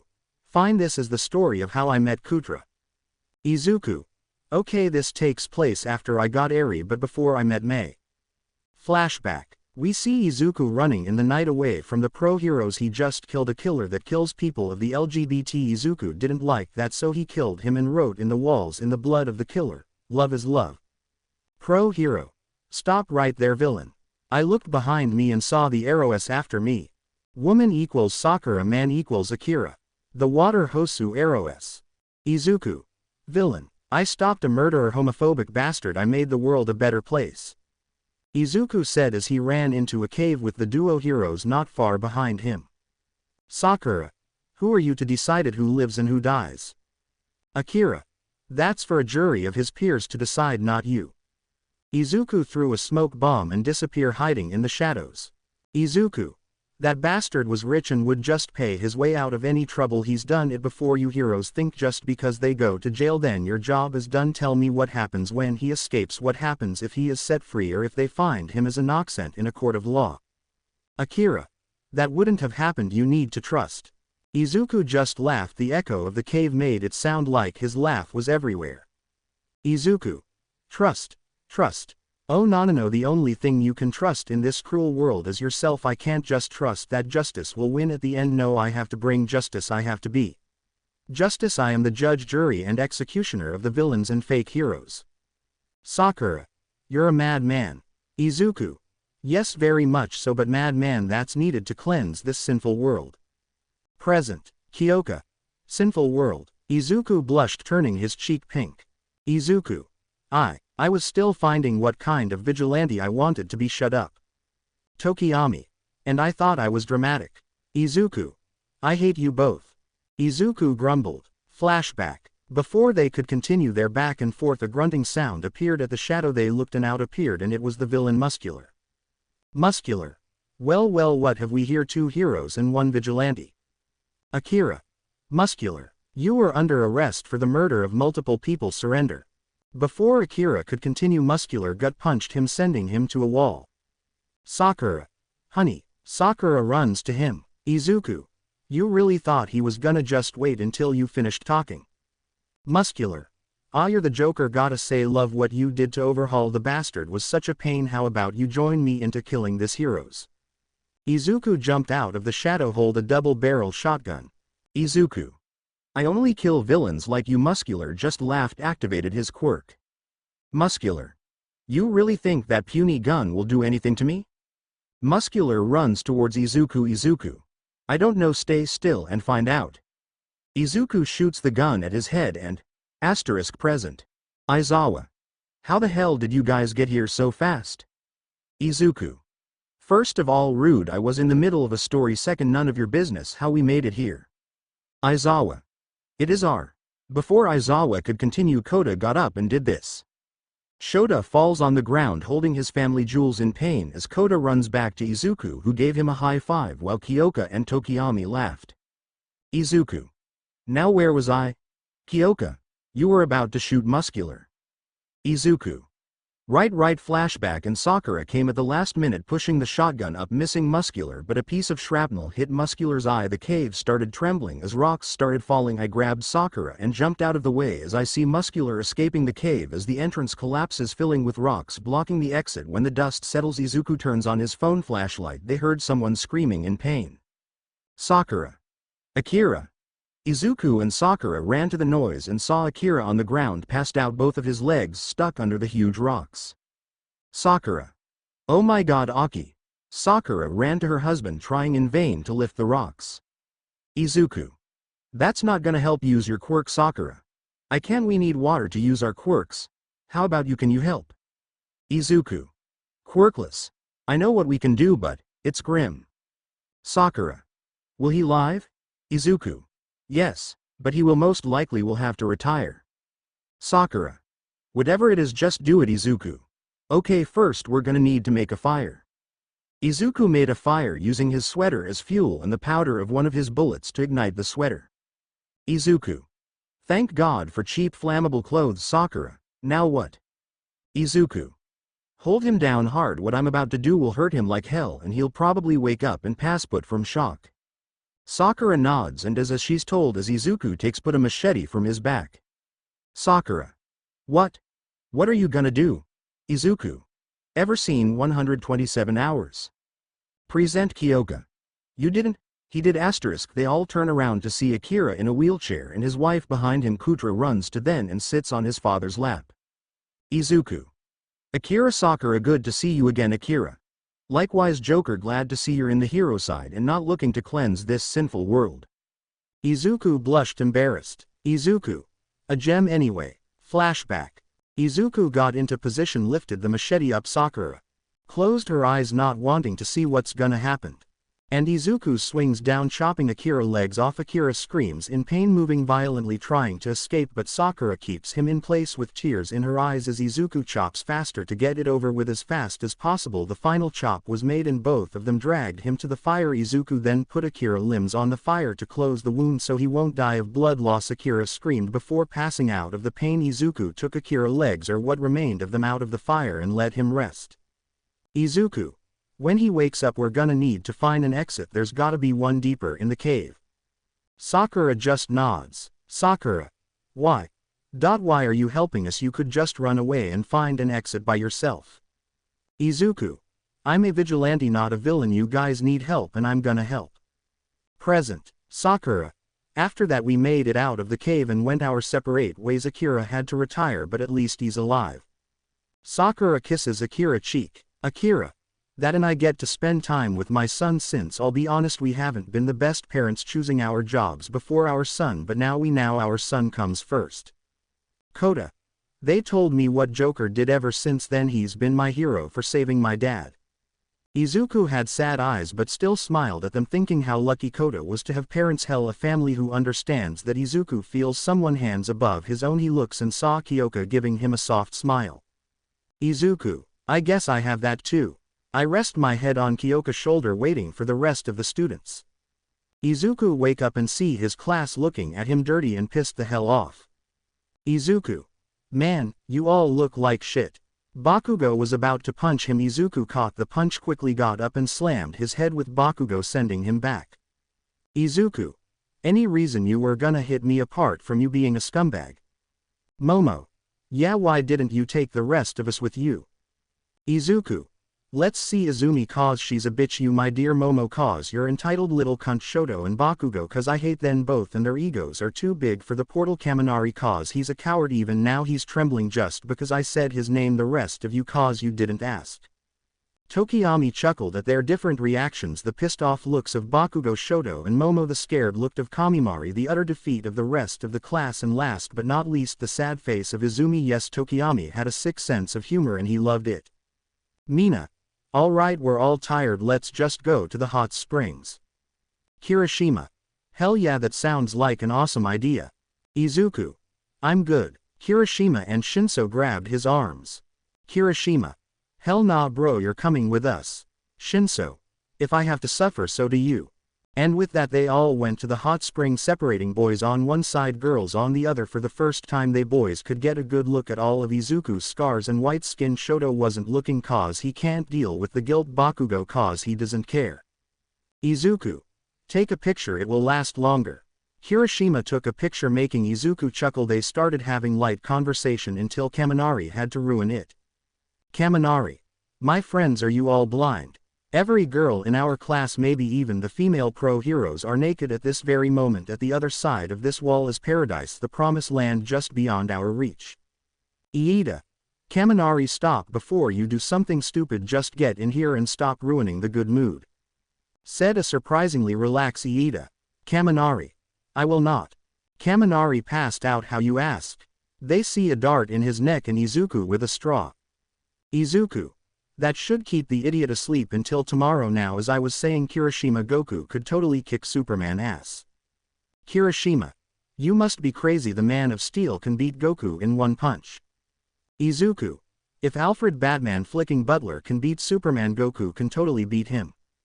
They kept at it until it was decided that Batman could beat them both. It wasn't until much later that the entire class and got an hour of the hot springs with Izuku and Kiyoka sharing a bed without anyone knowing or not saying anything since they don't want to deal with the angry Izuku.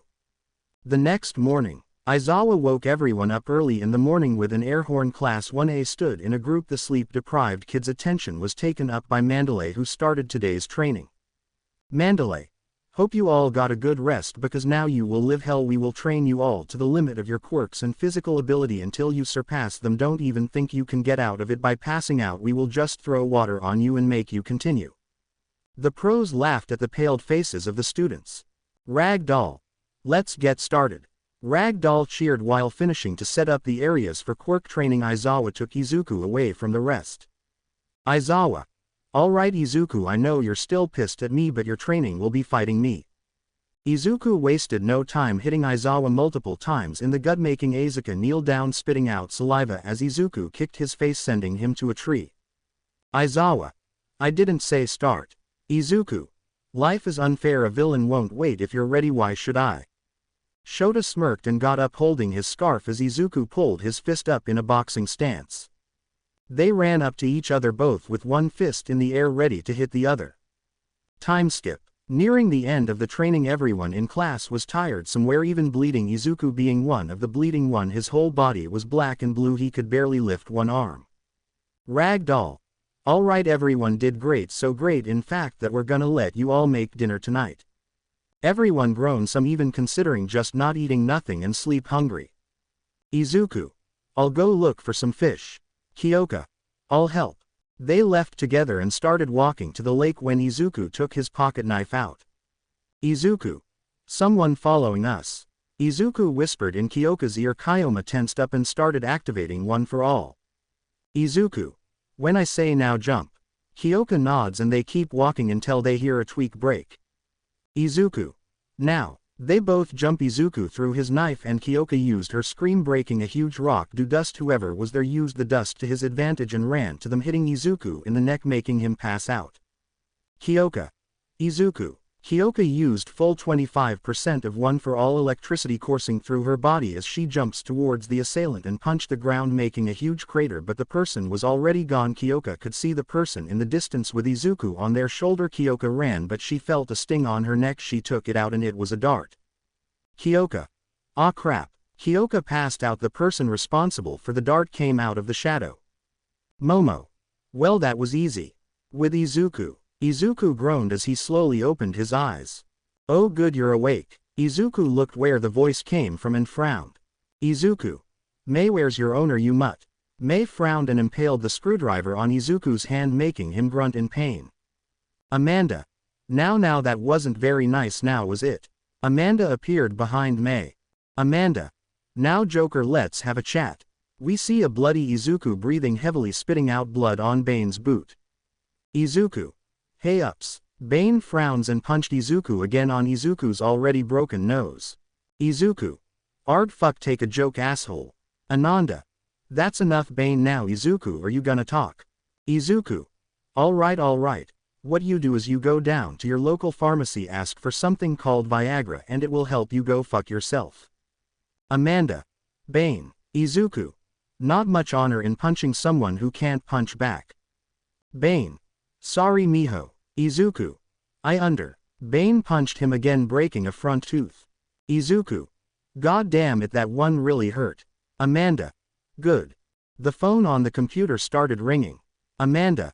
Oh good, the video call is ready. The monitor turned on and on it appeared Nezu in his office. Nezu. My, what have we here? Amanda. Leverage, let get to the point. Did you erase everything you have on me or else I am gonna kill you, little nephew here. Nezu. Oh, well, I'm sorry to say I can't do that. Some sacrifices have to be made for the greater good. Izuku. I'm so sorry. Izuku. Ha ha ha ha ha ha ha ha ha ha ha ha. Izuku started laughing so hard blood started coming from his mouth. He looked paused. Izuku. Oh, you will be, believe me, you will be. I'm tired of this fucking war. You two have so many have suffered for this petty rivalry of you two. Nezu gives Izuku a pity look before turning off his monitor. Izuku. This ends today. Code Mega Alpha. Out of nowhere a purple portal opened up and the League of Villains came out.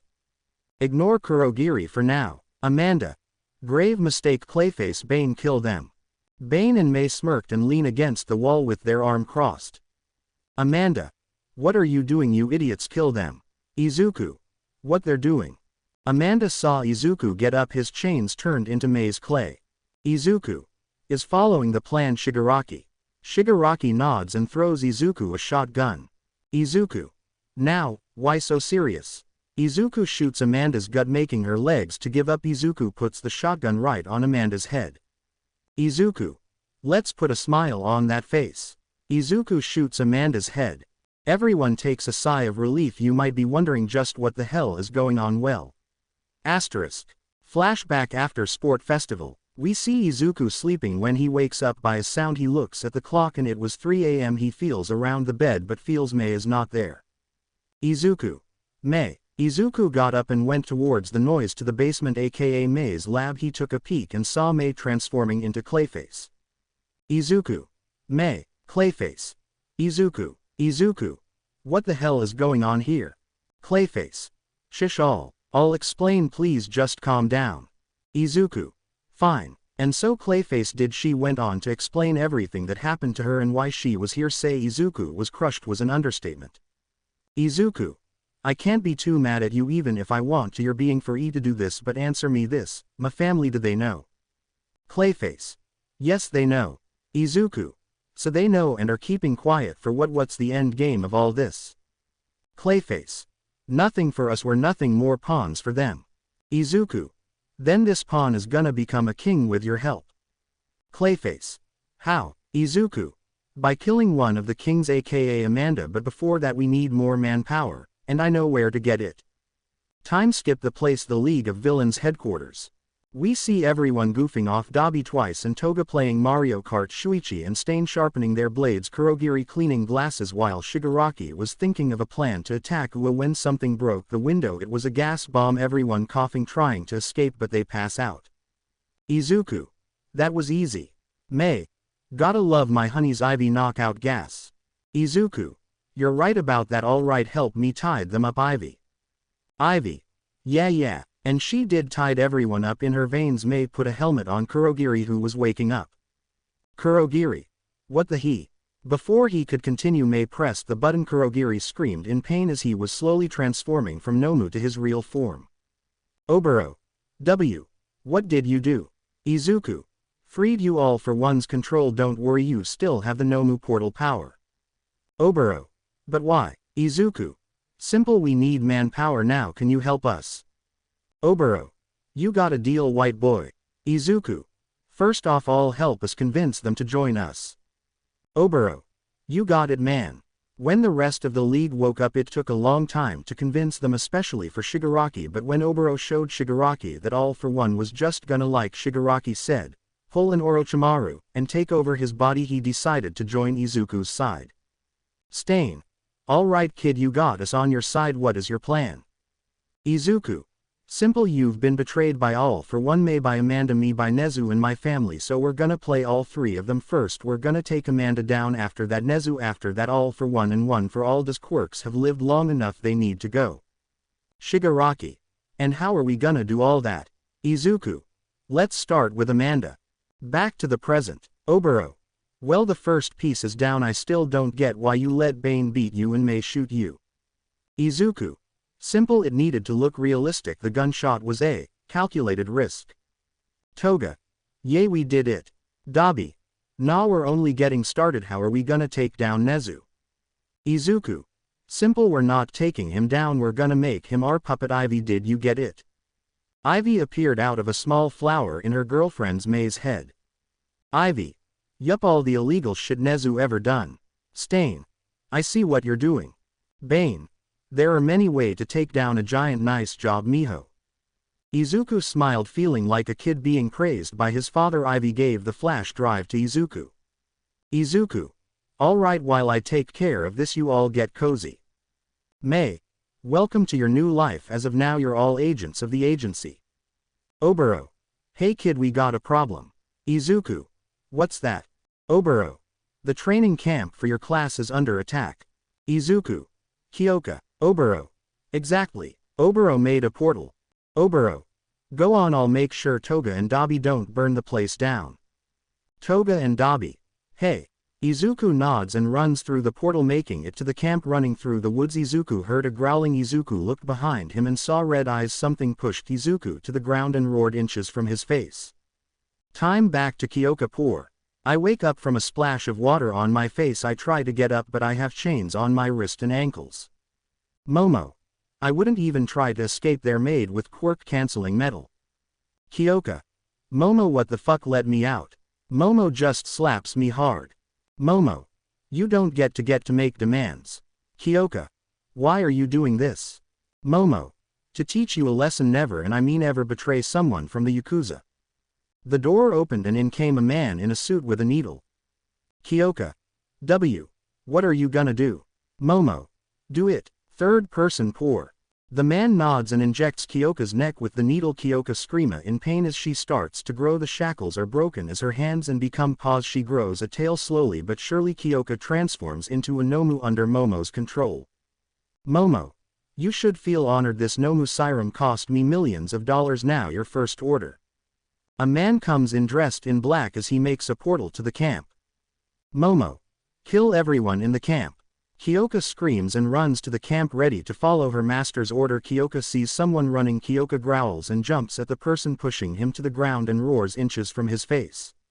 Now third person. Izuku managed to escape and take some distance, enough to take a good look at the Nomu and knew who it was. He was shocked and heartbroken, but now's not the time for that.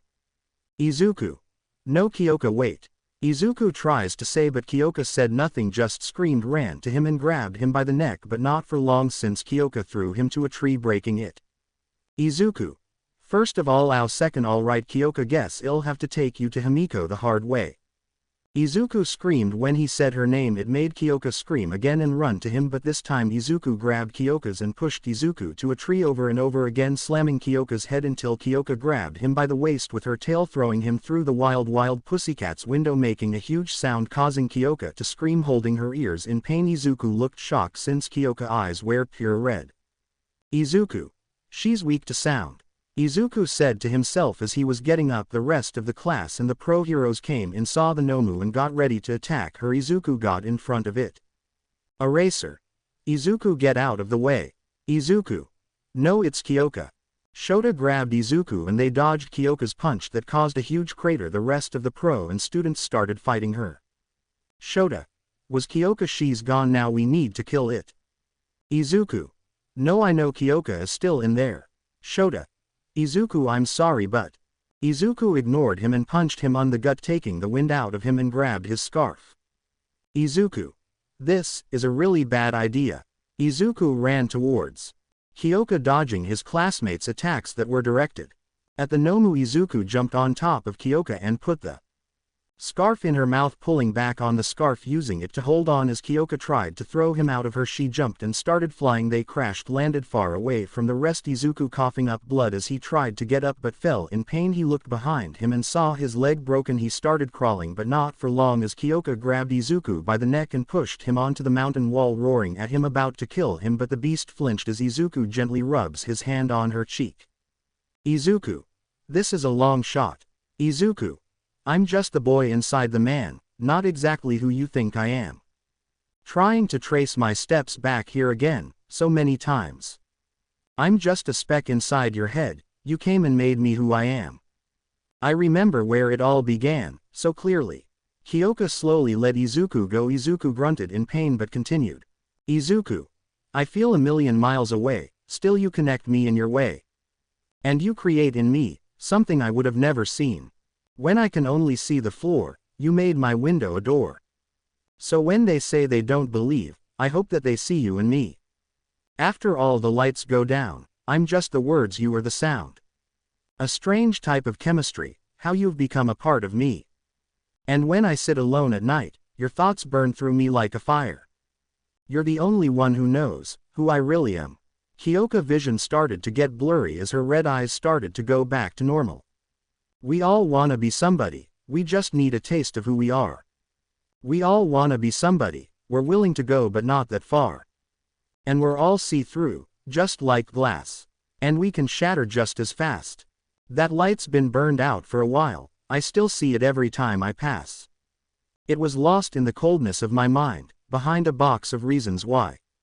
I never doubted it was there, just took a little time to find. And even when Kiyoka's eyes returned to normal as Sue looked at Izuku with tears. Kiyoka. Izuku. Kiyoka said in broken Japanese. Izuku just smiled with his own tears. I feel a million miles away, still you connect me in your way. And you create in me something I would have never seen. When I can only see the floor, you made my window a door. So when they say they don't believe, I hope that they see you in me. After all the lights go down, I'm just the words, you are the sound. A strange type of chemistry, and you've become a part of me. And when I sit alone at night, your thoughts burn through me like a fire. You're the only one who knows who I really am. We all wanna be somebody, we just need a taste of who we are. We all wanna be somebody, we're willing to go but not that far. We all wanna be somebody, we just need a taste of who we are. We all wanna be somebody, we're willing to go but not that far. I'm just the boy inside the man, not exactly who you think I am. Trying to trace my steps back here again, so many times. When I can only see the floor, you made my window a door. So when they say they don't believe, I hope that they see you in me. Izuku hugged Kiyoka. Kiyoka hugged back hard, crying at what she became. Izuku rubbed her back softly. Izuku. It's all gonna be okay. We see Kiyoka alone in the music room. It's been a week since Momo transformed her into a Nomu. She wasn't taking it well. She started playing the piano alone with her claws. Out of nowhere someone came and joined her. She looked and saw Izuku smiling softly at her as they started playing together in perfect harmony, making the song up as they went along. Once they finished, they looked at each other's eyes. Both still hurt, but at the same time a spark was there. Something they both thought was extinguished long ago. They got closer to each other. Izuku put a strand of hair behind Kyoka's ear, making her blush as he started caressing her cheek. Kyoka closed her eyes and got closer, her lips trembling until their lips touched. They kissed. After so long their lips reunited once again. That electricity Kyoka felt the first time they kissed, still there, making her happy. The future was uncertain for our two newly rediscovered lovers, but one thing was for sure, this time they were not leaving each other. Izuku and Kiyoka are now a pro-hero team and married. Were they the perfect couple like in Izuku Coma Dream? God no, they fought like any other couple, but they loved each other. They never truly fully recovered. Kiyoka had to life with the fact she'll be a Nomu the rest of her life, and Izuku had to fight for control from Izuku, but over time Izuku stopped bothering him. He was still there, but Izuku was almost always in control, and Kiyoka learned to love her new self and is in fact pregnant with Izuku's child. Mei aka Clayface became the new head of the agency, with her now wife Ibara being her right-hand woman. The former League of Villains became agents therein.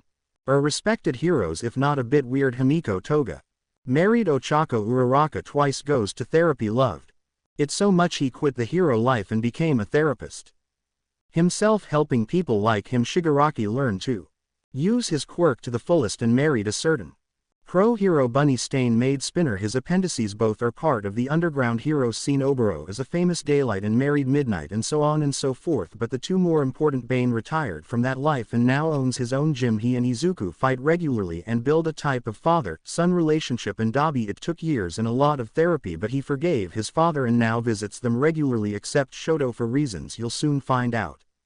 Toshinori and Inko got divorced. Toshinori fell in love with the bottle of alcohol. As for Inko, she spent years working hard, but she found a way to get Izuku to forgive her. She is currently dating Bane.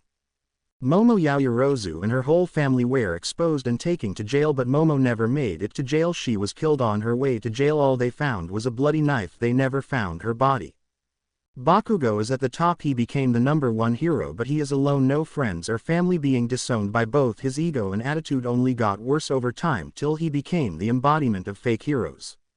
Nezu is still working at UA. Izuku forced him to start new courses for underground heroes, villain-like quirk heroes, etc., and a course for quirkless heroes. Izuku is their teacher. Izuku now understands the gift of the gods that is coffee. Nezu both fears and respects his nephew. Shota Aizawa is now president of Japan and is currently making laws to help the quirkless villains and weak quirk people. The poor bastard gets even less sleep now. Emi doesn't help. Katsumi and Shoka left Japan altogether and are American heroes, and their relationship is never better. Katsumi asked Shoka to marry her, currently looking into adoption. They were eventually forgiven by Izuku and became friends. Izumi and Shoto are married with 2 boys, one with a fire quirk and one quirkless. Currently, without realizing they are neglecting the quirkless child, Izuku is currently looking to take custody of him so the cycle doesn't repeat itself. As for the fire quirk, Dabi is looking to take him away since they're treating him like Enji used to treat them. Gran Torino and Chio are still married and currently retired in a beach on Hawaii. As for Eri, she is going to hero school with her boyfriend Kota, much to her overprotective dad Izuku displeasure, not wanting his princess date anyone. Third person, the streets of Mustafa. We see Izuku walking back home looking at pictures of his family and friends with a smile on his face. He makes it home, opens the door and see it dark. Izuku. Hummingbird, you there? Asterisk. Izuku turns on the light. Everyone. Surprise. All of Izuku friends and family are there. Izuku smiled, remembering today was the anniversary of the day they found him. Kiyoka came and hugged him, towering over him. She kneeled down and they kissed. Even after years of marriage, that spark was still there. The end. I hope you guys enjoyed this video and make sure to like and subscribe to the channel. Now we will see you in the next video.